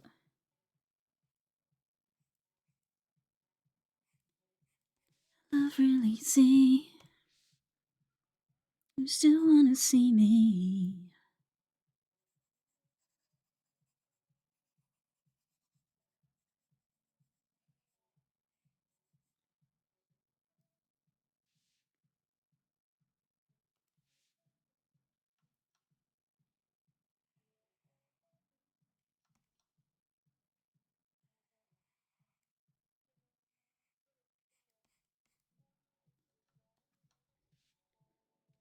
Put a few shoulder spots coming through, but I'm not sure we will see wrist spots from this angle.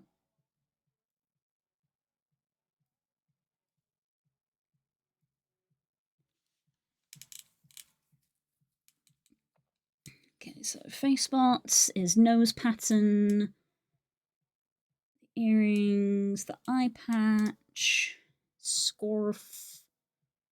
I could probably have like a little hint of scarring. Very tiny amount of scarring visible, by just like there. Very small amount.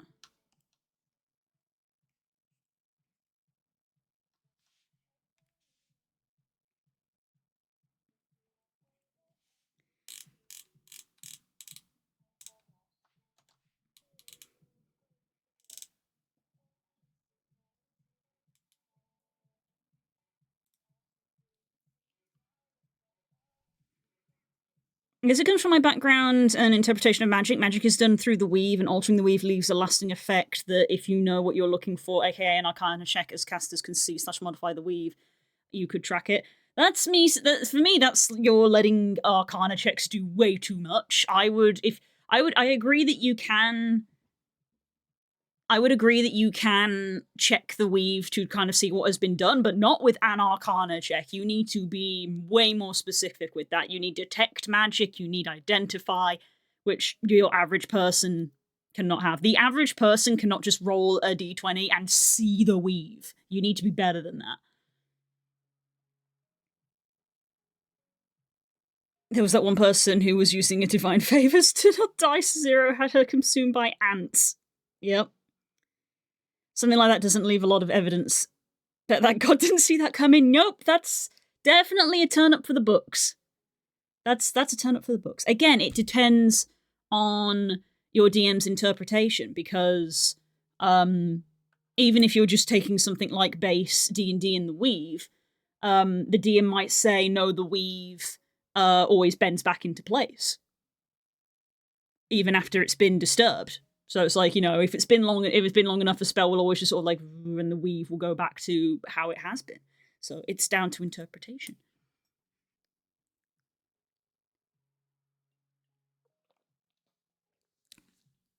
Because my character Kika, like, one of her signature things is that she basically can see and directly manipulate the weave, whereas other spellcasters like do it via using things of like spell components and all of this and all of that. And like Kika's whole thing of being an Archon and being special in that universe is that she literally skips that step and directly does it. Which is like why I love the image that I did of her. Literally, her when Kika is doing casting spells, she is literally like pulling strings from the weave. Like I envision when I was like, because it's called the weave, I literally envision strings of magic like everywhere. So Kika's the way that she does magic is she literally grabs and pulls those strings and manipulates them directly, whereas other people don't. But that's specific to that setting. Kind of like the Hon Moon, yes, except we did this years ago. The actual thing that influenced that, in my to me, was a book series that I listened to many years ago, which had a very similar thing, which I listened to the audiobook of many years before I encountered D&D. But yeah, it had a location, literally called the Enchanted Forest. Lovely generic name. But the magic in the Enchanted Forest was described as a network of threads. And the ruler of the Enchanted Forest specifically can pull and manipulate those threads directly, and every other character in the book had no idea. Even the other spellcasters, they had no idea. They were like, "What are you talking about?" What book was that? I think they were just called the Enchanted Forest Chronicles. The book that goes into that in detail was the second one. Which I think is Searching for Dragons. They're all called something for dragons.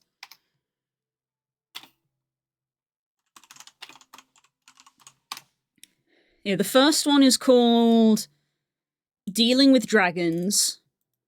Yeah, the Enchanted Forest Chronicles.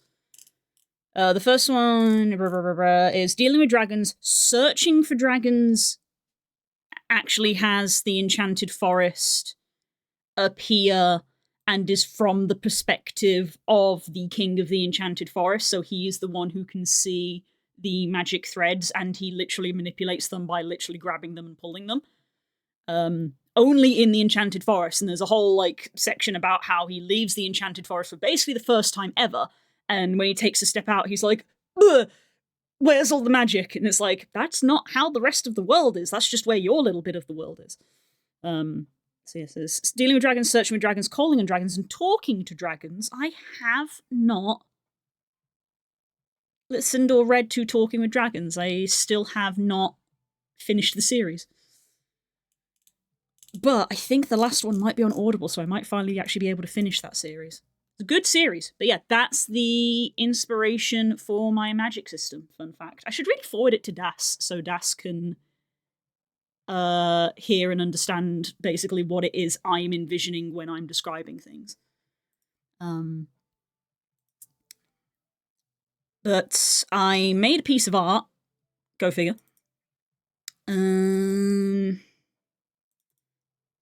Which was literally this. But the whole idea is that she can kind of like a mixture of sense and see. It's like see, but not literally. But others can't. So this is what she sees, but other people don't see this.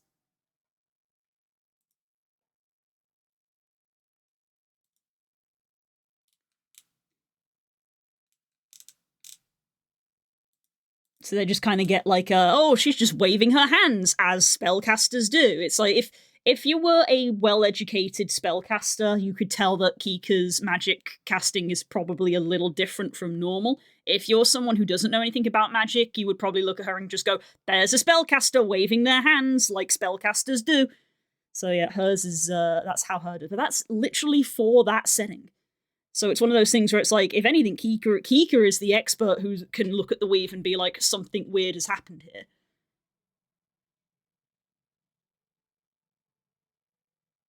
Take a shot in talking about my birds again. I'm glad everybody loves my little bird section in the highlights video. I've had a lot of people compliment me for that, which I'm very glad, because I like talking about my birds. Look at my birds. Observe birds. Observe birds. Hands are freaking out because I'm moving too fast. It's also fun to think about different broad categories of work, like arcane, nature, divine, elemental, chaos, and unnatural. Yes, and how you interpret those two things.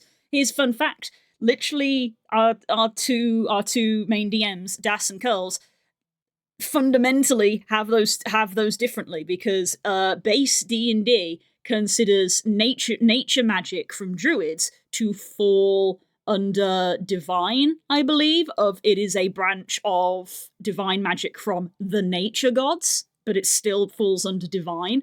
And I believe Curls is the opposite of, she considers nature magic to fall under arcane, of it's from nature, but it's still taught. Ow. And that's kind of fun. Eats the roseate spoonbill. It's a roseate spoonbill. Roseate spoonbill. Yeah. Yes. It's also why Kika does knitting. She knits with yarn. It's like a crossover of those two things.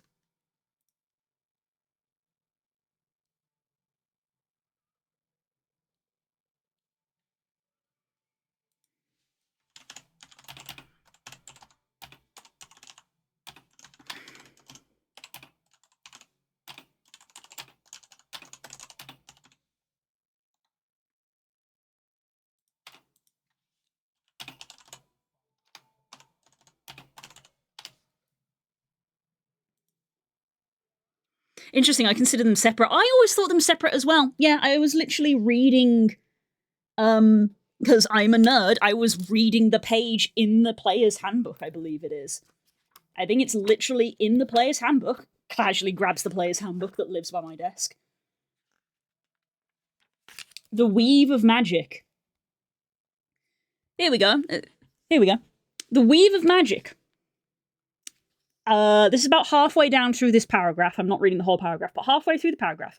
All magic depends on the weave, though different kinds of magic access it in different ways. The spells of wizards, warlocks, sorcerers, and bards are called arcane magic. These spells rely on an understanding, learned or intuitive, that's sorcerers, of the workings of the weave. The caster plucks directly at the strands of the weave to create the desired effect. Eldritch knights, arcane tricksters also use arcane magic. The spells of clerics, druids, and paladins, and rangers are divine magics. These spellcasters access the weave is meditated by divine power, gods, the divine forces of nature, or the sacred weight of the paladin's oath. That is directly from the player's handbook. But as you can see, even just from reading that, we have a slightly different interpretation.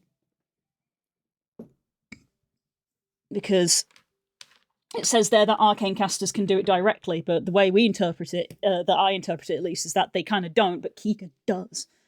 Because she's special. She's manipulating, she's breaking the rules, which is why she gets in trouble sometimes. She's technically breaking the rules.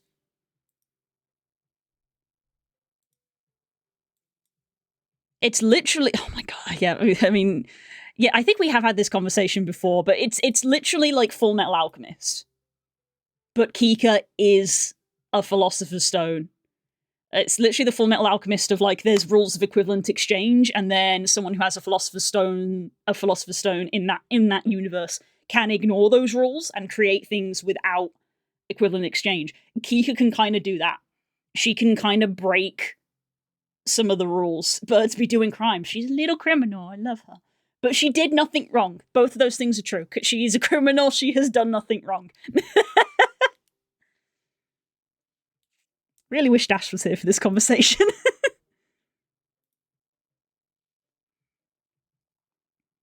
Chaos magic is usually an unstable version of one of those three, and elemental is just using one of those three to access the elemental planes, but elemental planes themselves are nature magic. Yeah. See, that's fun interpretation as well. There was a really cool short that I saw online where this guy does all this weird like math to like make his own magic system, and he did like a bunch of math and a bunch of charts and like had assigned values and stuff. Really complicated, couldn't get my head around. But he was like, I did a bunch of math and I discovered a missing damage type. And of course, everyone's like, what do you mean? And he was like, well, I did all the math and graphs and stuff, and there is a space. There is a gap where something could be. And I believe he said that the gap was between, I think it was between cold damage and necrotic. Was it cold and necrotic? I don't remember.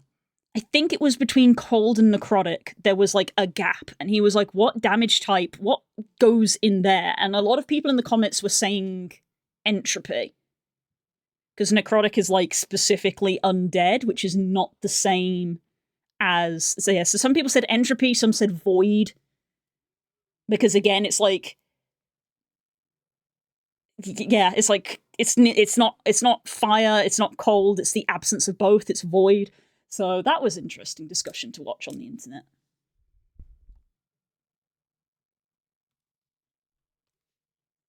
I feel like I've gone too hard on some of this though.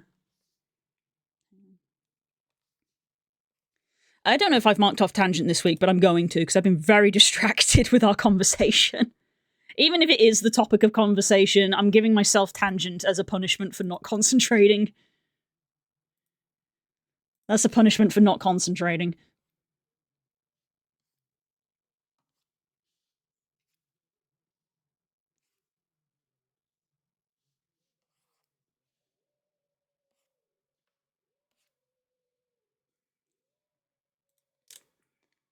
Oogie boogie man. The children are expecting me, so please come to your senses.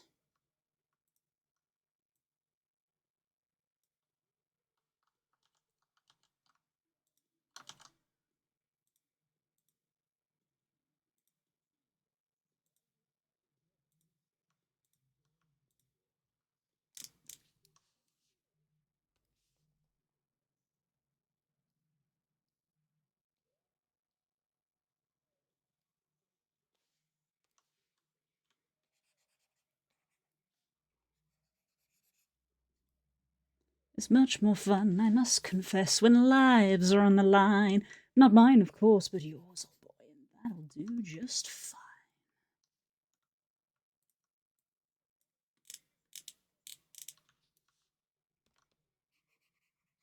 You aren't comprehending the position that you're in.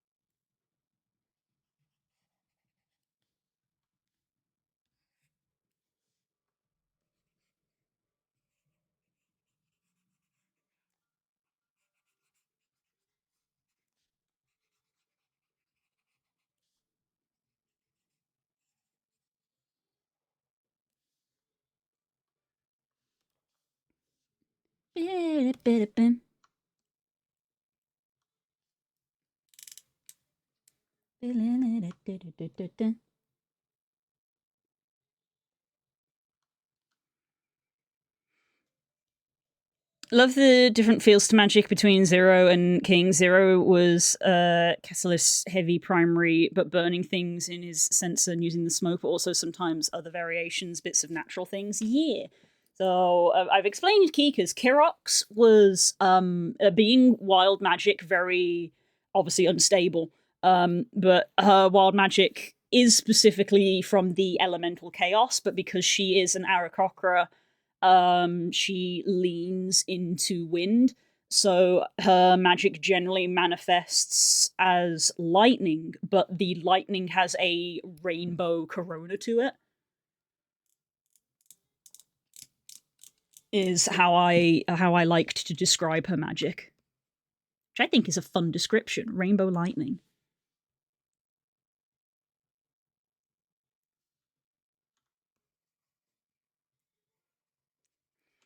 Because I haven't really drawn lightning very much. Lol, gay. I don't know why that made me laugh so much.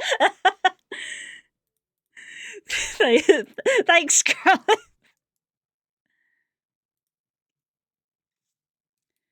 So yeah, Kirox is the so as I said, Kika's is the weave, but you can't see it. What you do see is a lot of stars. That's not surprising. Obviously, Kika has stars in her feathers. She has a lot of star imagery. So stars and sparkles is what you do see, but what you don't see is her pulling on the strings. But if I were to, for example, because I don't actually have any drawn examples of Kirox magic, but if I were to show you. The only other example I can remember for lightning that I have drawn is Bennett and I think Voz.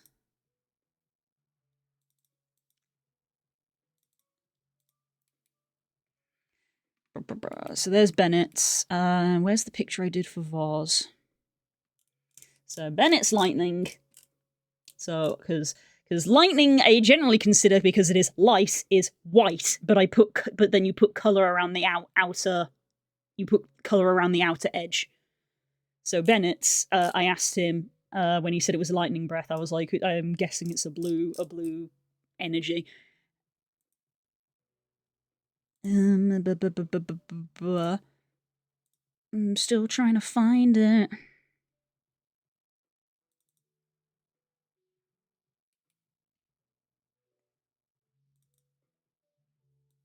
I don't know where it is. I did a picture for Voz ages ago, and I don't know where it is. Where did I save it? Ah, here we go. So the lightning on Voz's has pink and purple around it.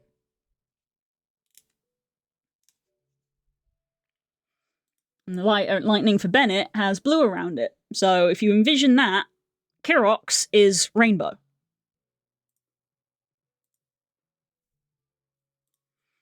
That's me trying to describe it as how I would draw it, basically. And because she has wild magic, she short circuits and it goes, it zaps and goes out of control. And then there's Korthak, he likes unicorn stories. Yeah! He likes unicorns. Okay,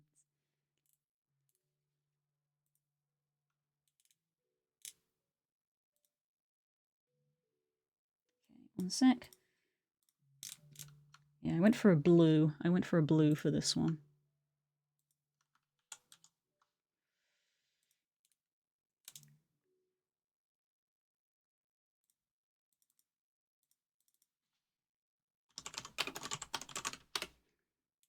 Try to remember to keep naming the layers.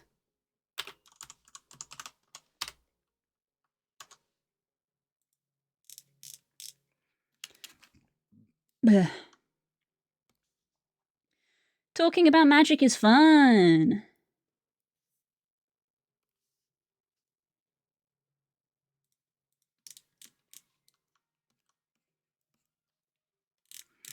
My drow Ariash, who we talked about before on stream, when we randomly picked a character to talk about, she has two types of magic.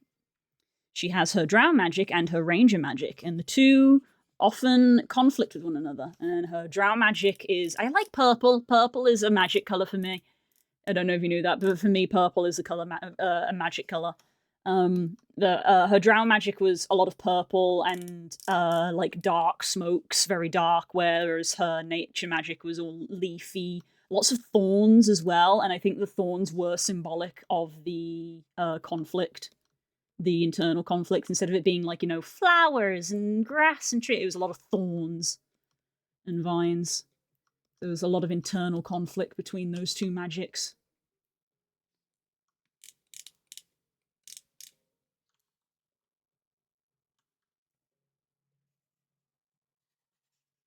So that's fun.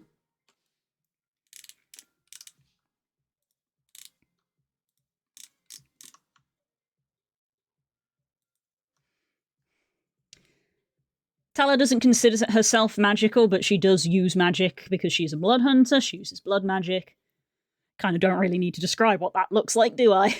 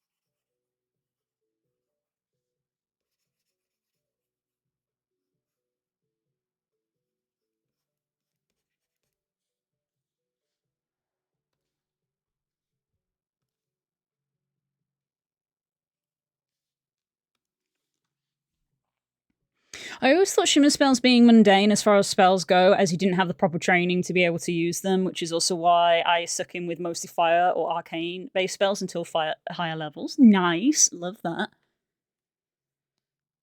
I do kind of like the idea that, like, in a way, he went for fire because fire is easy, in quotation marks.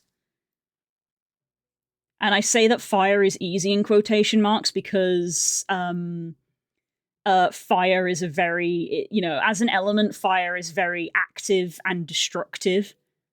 So, once you start a fire, it's hard to put it out. And it's like, it's the whole joke of like, you know,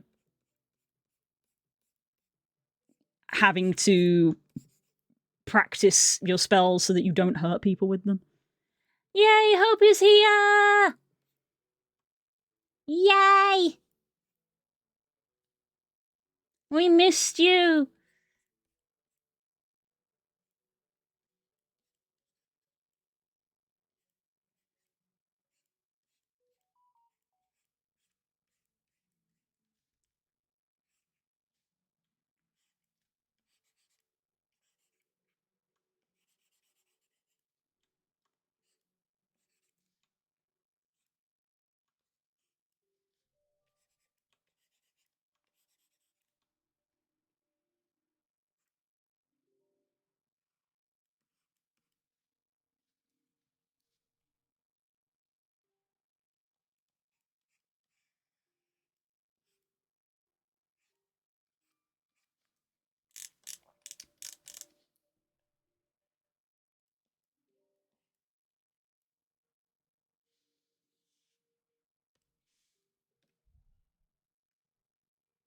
Yes.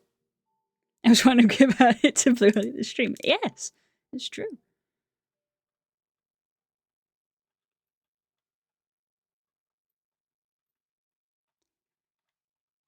I love how quickly the pie went from "this is a nightmare" to "nothing can happen to this baby." Absolutely, that's D&D for you, baby. That's D&D.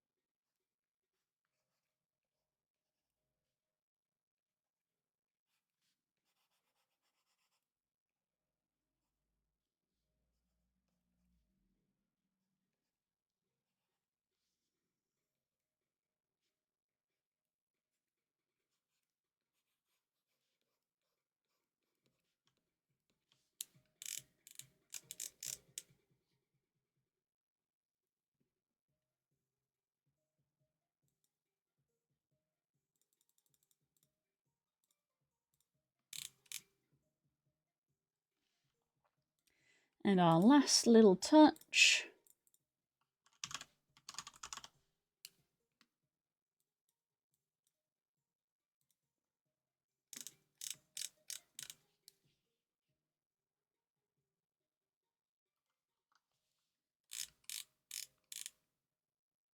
Yeah.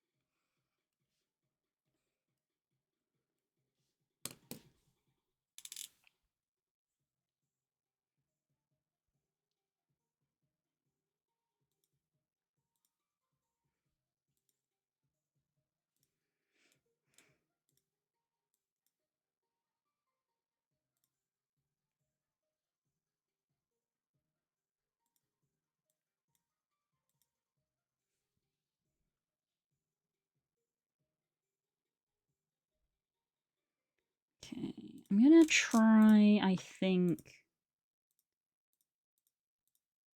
I'm gonna go for the purple that PK has on their bandana here. How does that look? Hmm.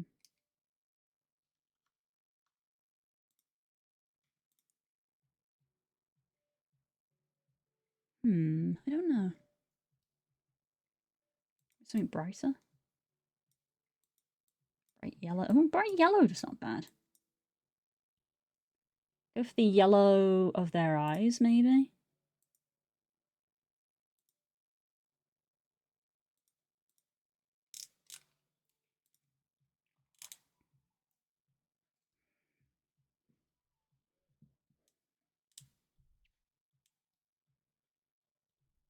My SSD for my card for my laptop has arrived. Hope it works. Ooh, nice. Kind of why he picked up my friends to get her ability and kind of stopped using it as he became more I don't care if I die. Where? Got the name of the ability. It's a sorcery thing. Is it? It's not subtle spell. Subtle spell is the silent one. Is it safe spell?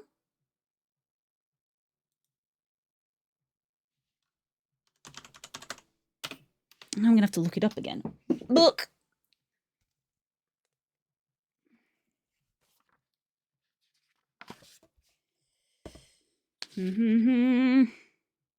Careful spell. Careful spell. I believe. Yes. Careful spell. I have my player's handbook actually has bookmarks in it because I realized that that would be a useful thing. So it has a bookmark in it from when I played Kirok. I can get to the sorcerer page very quick. So yes, careful spell. Oh, careful spell, distant spell, empowered spell, extended spell, heightened spell, quickened spell, goat, subtle spell, twin spell. Quicken spell! Let me cast a spell as a bonus action! Incredibly broken. An incredibly broken ability.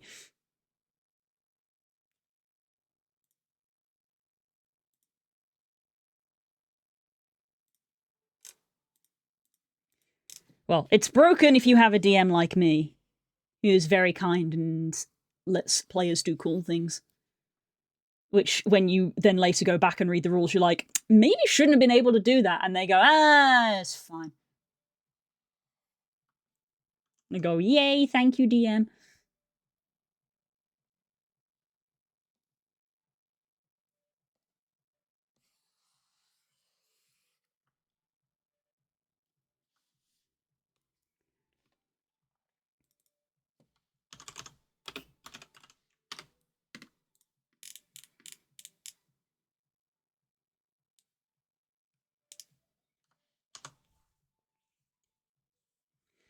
In the rules, it's one spell level a turn and can only do an extra cantrip. Yes.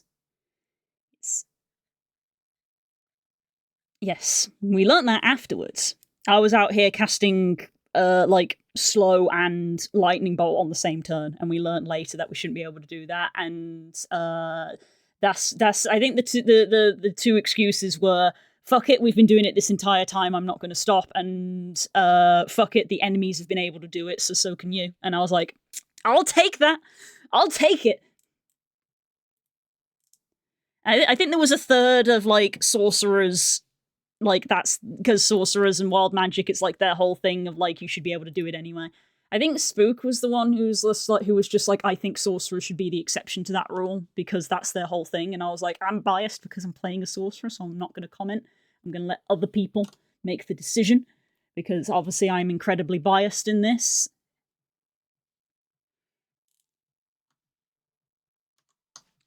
So yeah.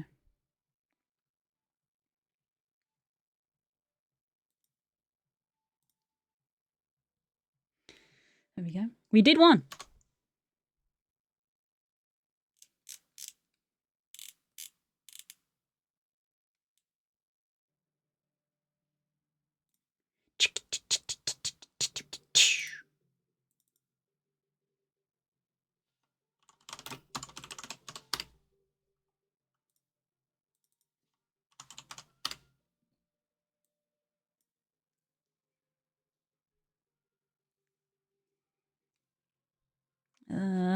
Send that to PK.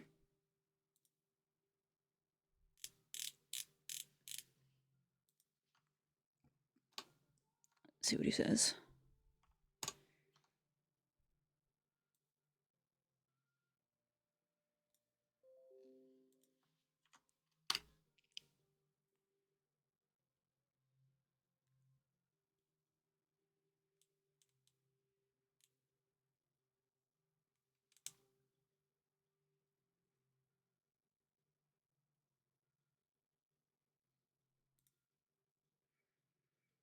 Managed to get to my locker from my battery at 1%. Oh my god! Don't fly so close to the sun!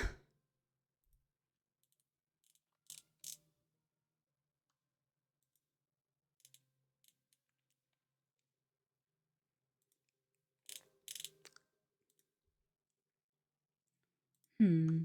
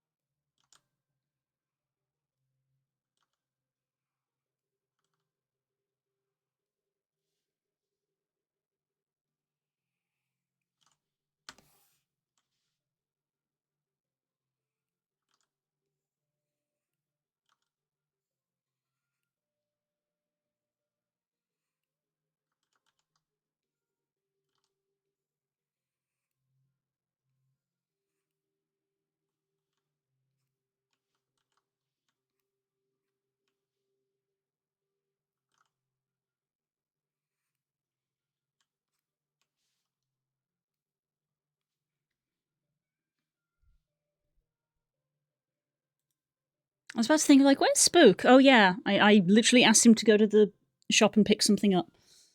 So he's going to be a little late getting back.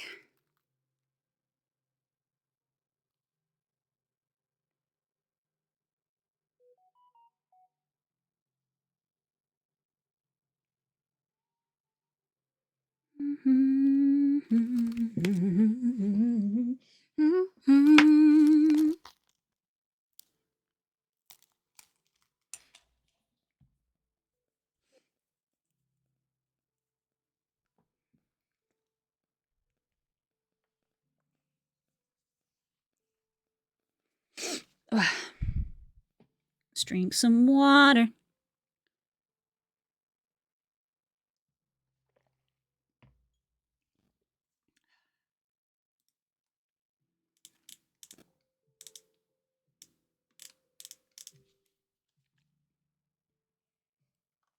Ooh. Smoothing went for a second there.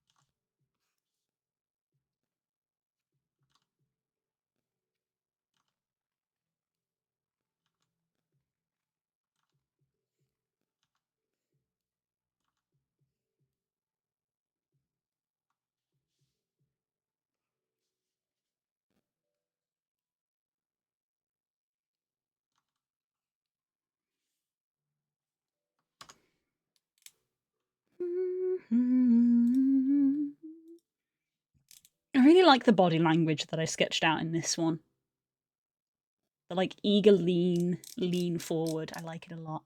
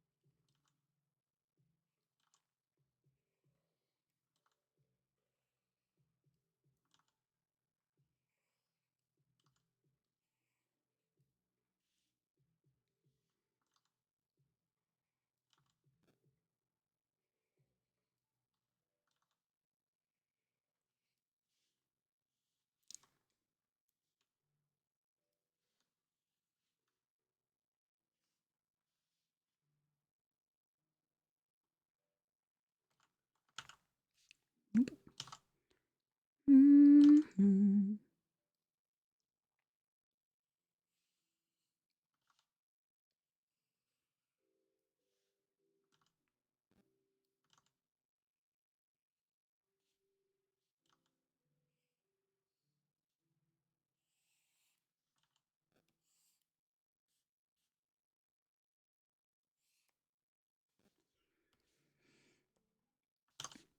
Mm-hmm.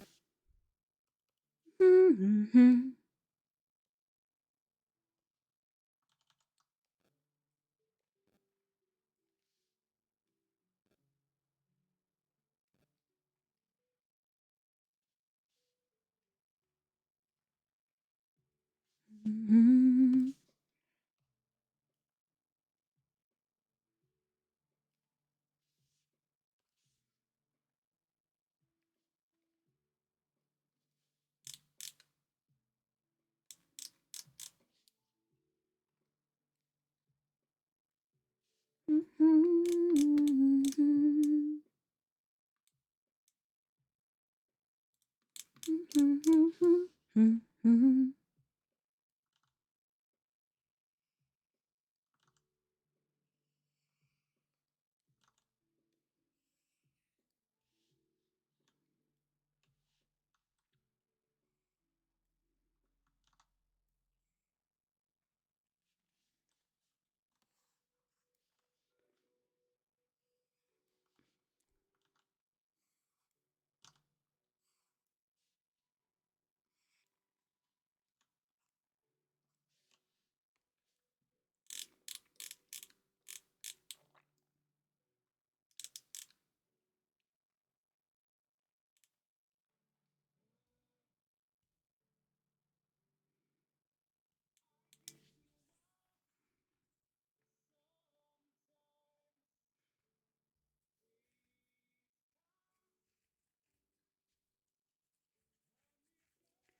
What fills my heart, and I want to run away.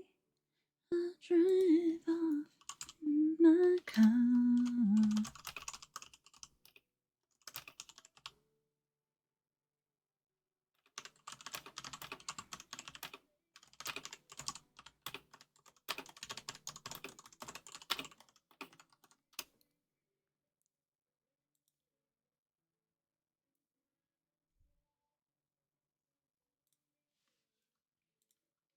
Without a noise, without my pride, I reach out from the inside.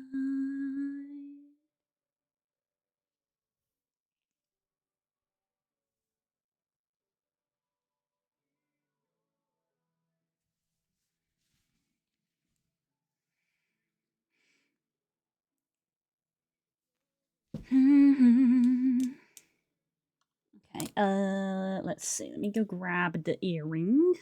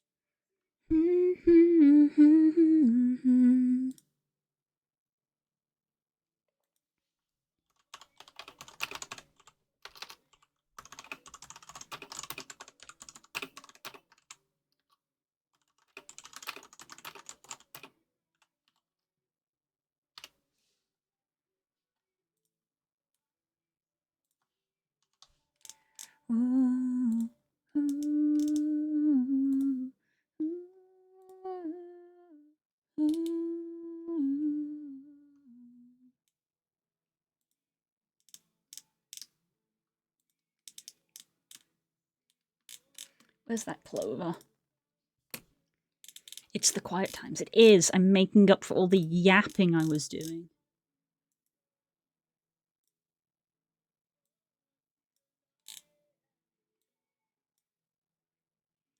Oh, I wanna be that complete.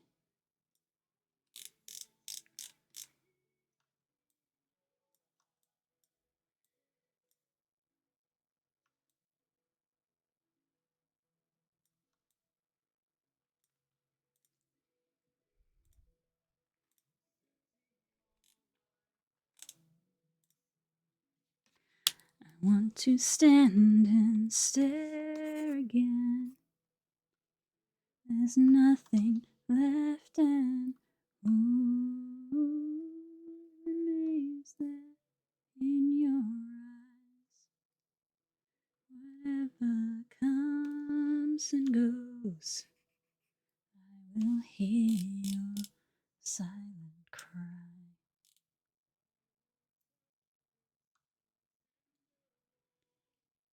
So when Blue actually gets worked in as opposed to whenever I'm talking, look, there might be a correlation.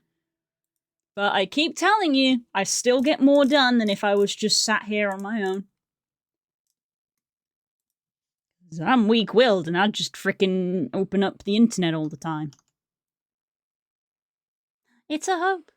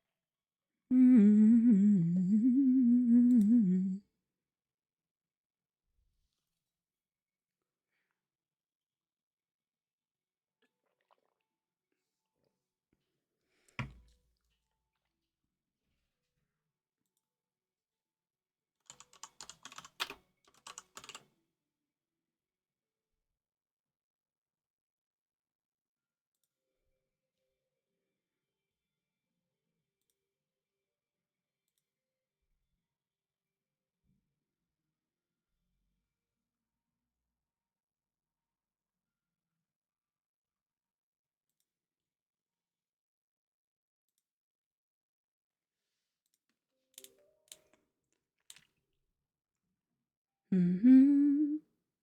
Mm-hmm.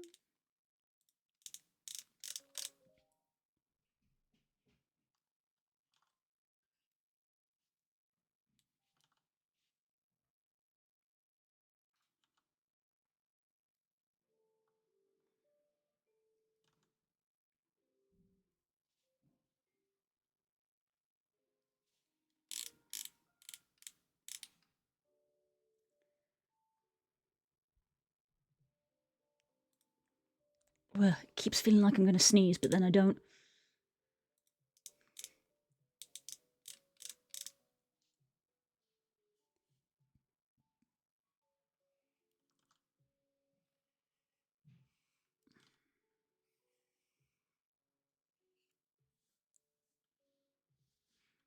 Dun, dun, dun, dun, dun.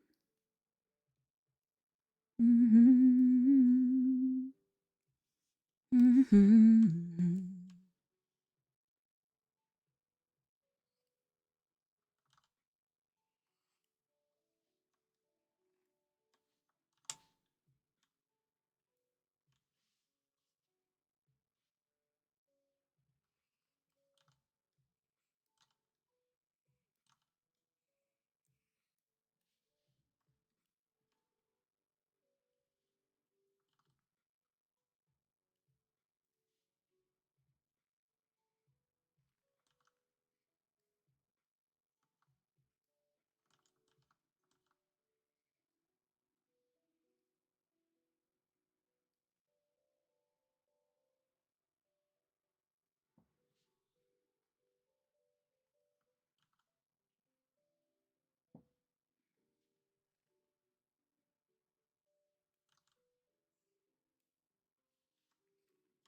Mm-hmm.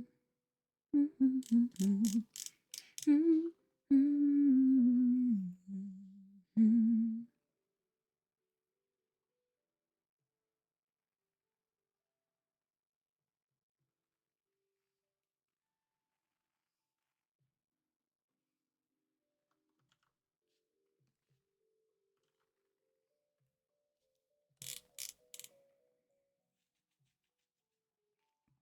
I do need to do the line underneath this to like chop it off, but I want to get feedback first.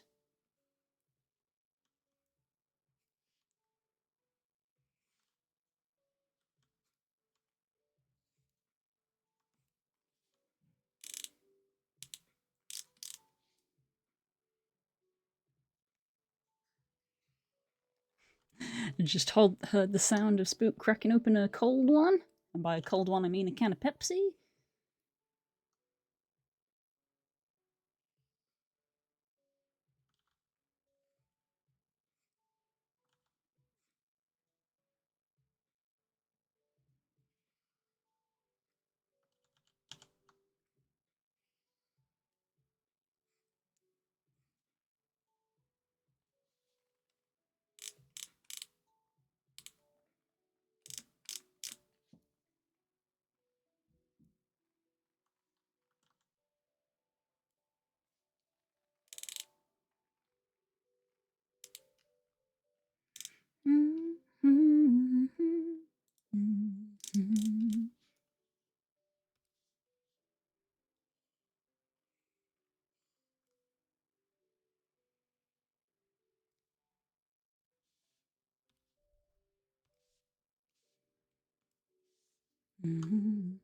That's not a vector layer. I want it to be a vector layer.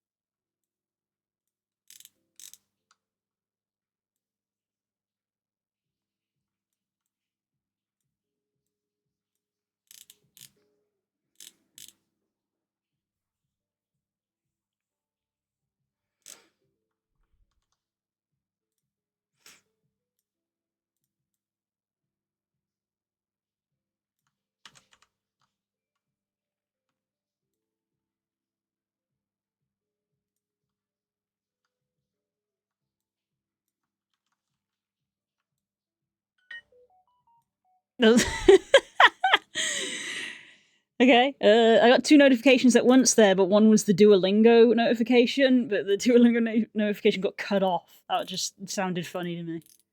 Silence, Duo Owl!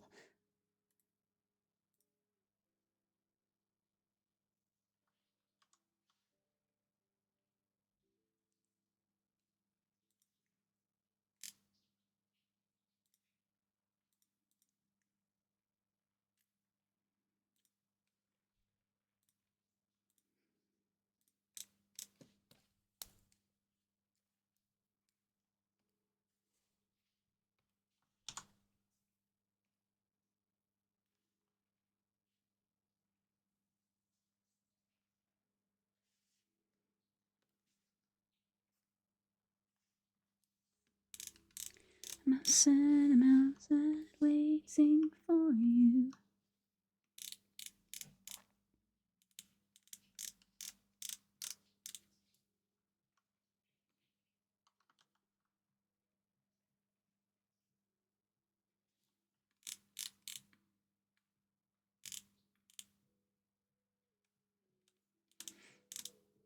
There we go.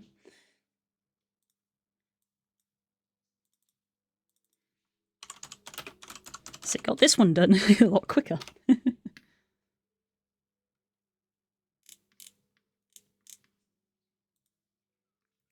Listen to my words, so everybody disappears, and I hope you don't.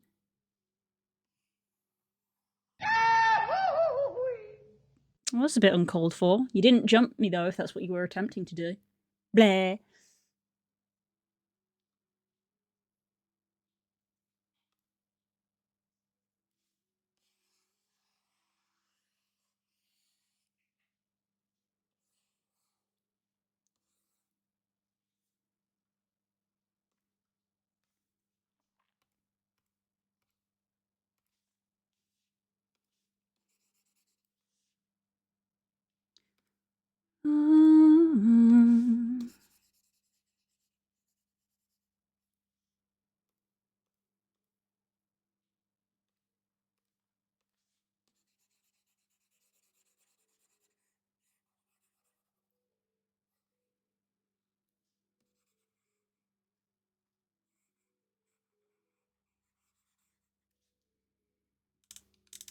Kind of was, but I didn't want to use Ace Attorney or Tom Hardy. Fair.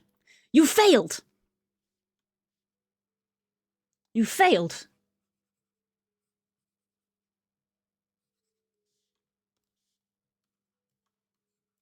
You lose! Good day, sir. Go straight to jail. Do not pass go.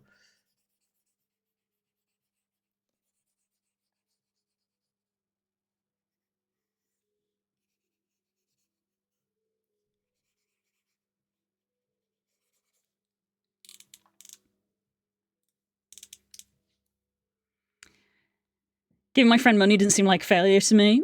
That's true. Thank you for the bits. Thank you.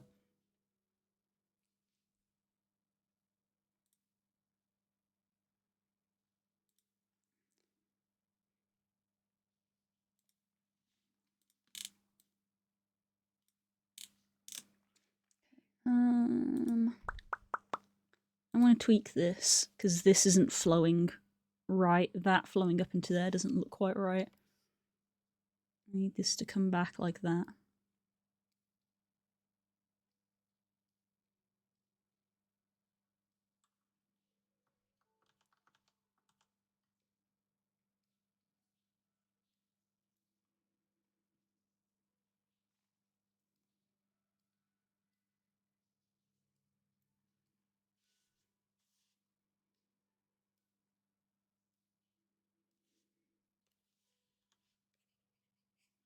Mm-hmm. Mm-hmm.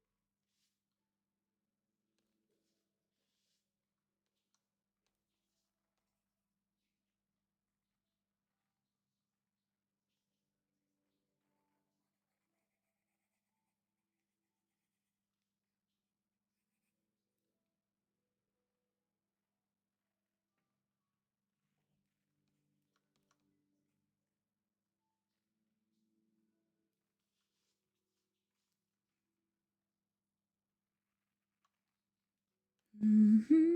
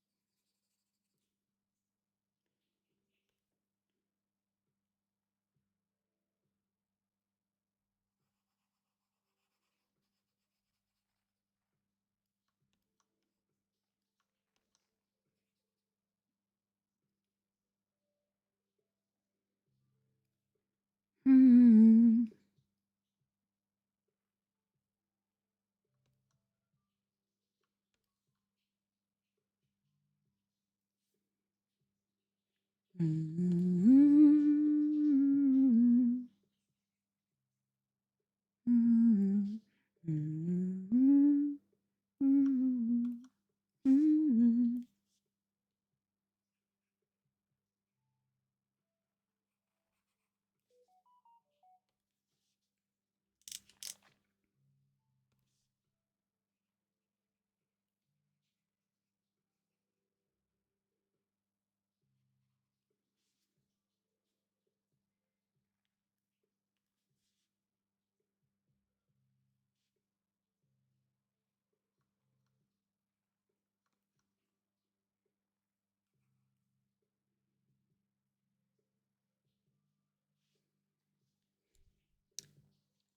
I did another review. All that new grammar is going to take a while to sink in.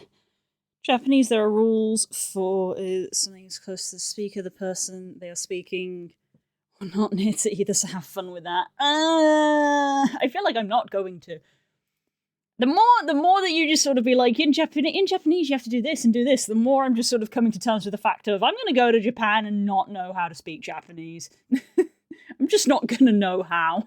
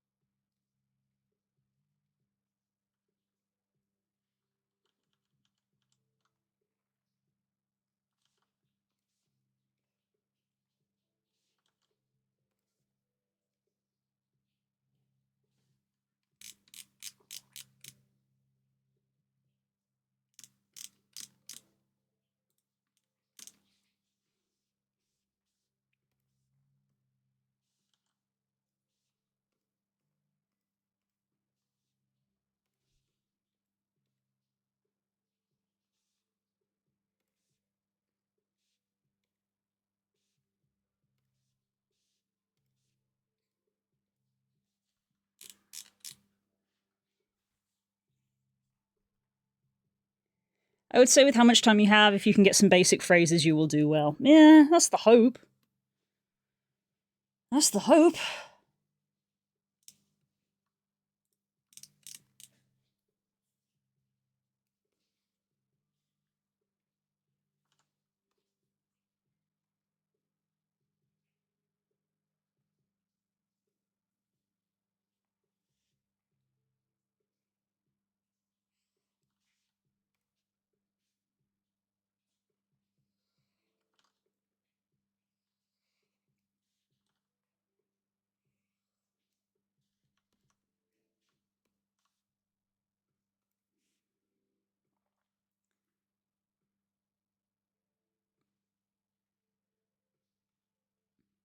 You're going to go to Japan and not know how to speak proper grammatical perfect Japanese that nobody in Japan speaks anyway. No, I'm being realistic. I know that I'm not going to try to have perfect grammar. I just want to be able to say something. My first concern that I had last night was I was literally just like thinking about things was just like, what if we turn up to the apartment that we've booked and the person on the desk doesn't speak English? Don't know if they will because we've just booked an apartment. We haven't gone to like a hotel or something where, you know, they might employ people who can speak another language. We've just booked an apartment. So it's like, what if the person we're renting the apartment from doesn't speak English? What then? Yeah, phone. It's gonna be phone. Phone is gonna be lifeline. Phone lifeline.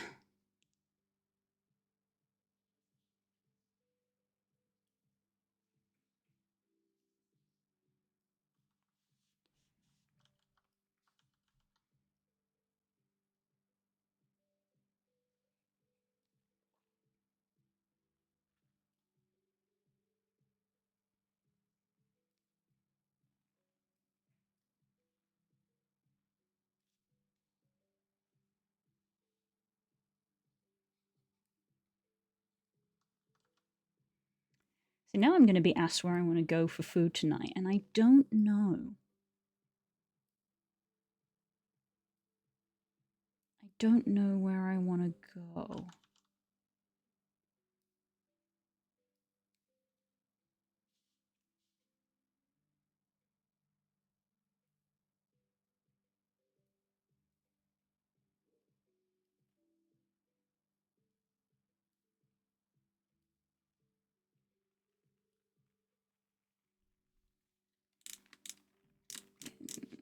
We can actually see the back of the hands a little bit on this one, so there's going to be a little amount of spots.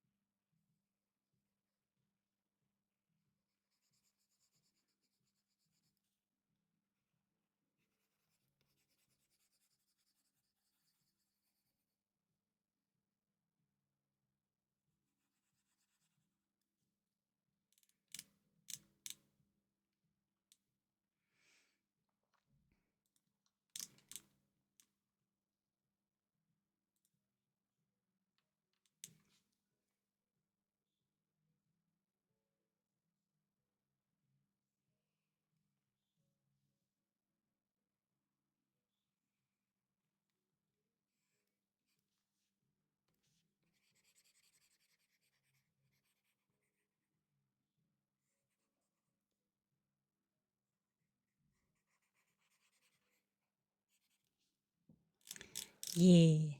Something about just adding in his little snoot colour really, like, finalises it for me. Boys waiting there for you.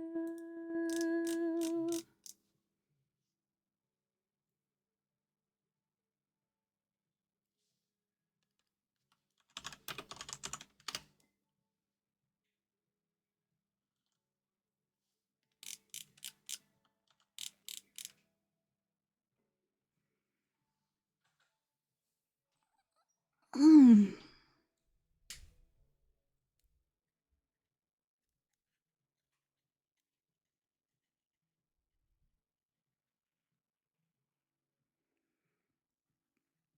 With the exception of if you're being asked to pick from an option of 3 or more, but that's kind of different. Yeah. The likelihood of something like that coming up is slim, unless I go to a shop and they're like, how many do you want? But at that point, it's like, two,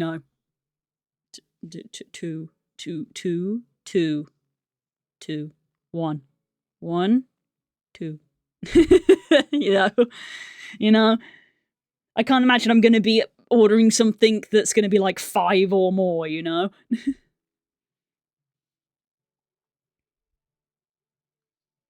Me, British person from Britain, you speak English. Please do not do this. Yeah, obviously. No, really? That is the one thing. I'm not. I've said before that I'm not like a big city person, and I'm like, oh god, Tokyo is a big, big city. But the thing about being in the capital city is that it's actually probably considerably more likely that people will speak English because of tourism.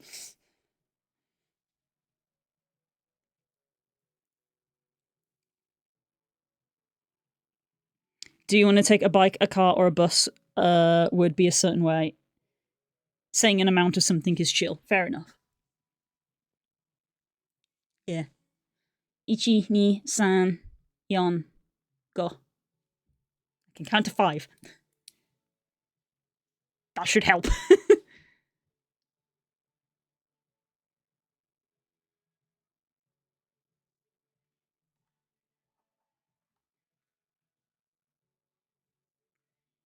Got the new drive working. Let's go! Upgrades, people. Upgrades. Okay. Right, but that's probably where I'm going to end. Roku. Is it Hichi? Is it Hichi? Hachi? Hichi? Hachi? Those are the ones I get confused. Q and Ju. I think I remember Roku and I remember Q for 9. Because I'm a nerd. I know Q is 9 for nerd reasons. Juichi, Juniju-san, yeah. And so forth. That's something that's just remembered from like, I don't know, like 6 years ago. Counting. I haven't relearned counting, I actually still just remember it. Ichi-ni-san. Kinda, yeah, actually. Kinda, yeah, that was how I taught myself.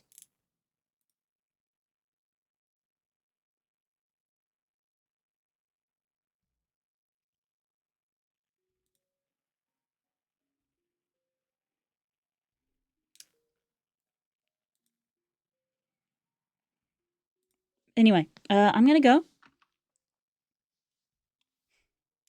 We did okay, progress-wise. We nearly did 2 completely. This one needs shading. Took us a while to get going on this one, and then this one we blitzed out. So that's good. I will see you guys tomorrow. I'm going to be playing Guild Wars. Yes, there is an FF event going on. No, I'm not playing FF. I'm still playing Guild Wars.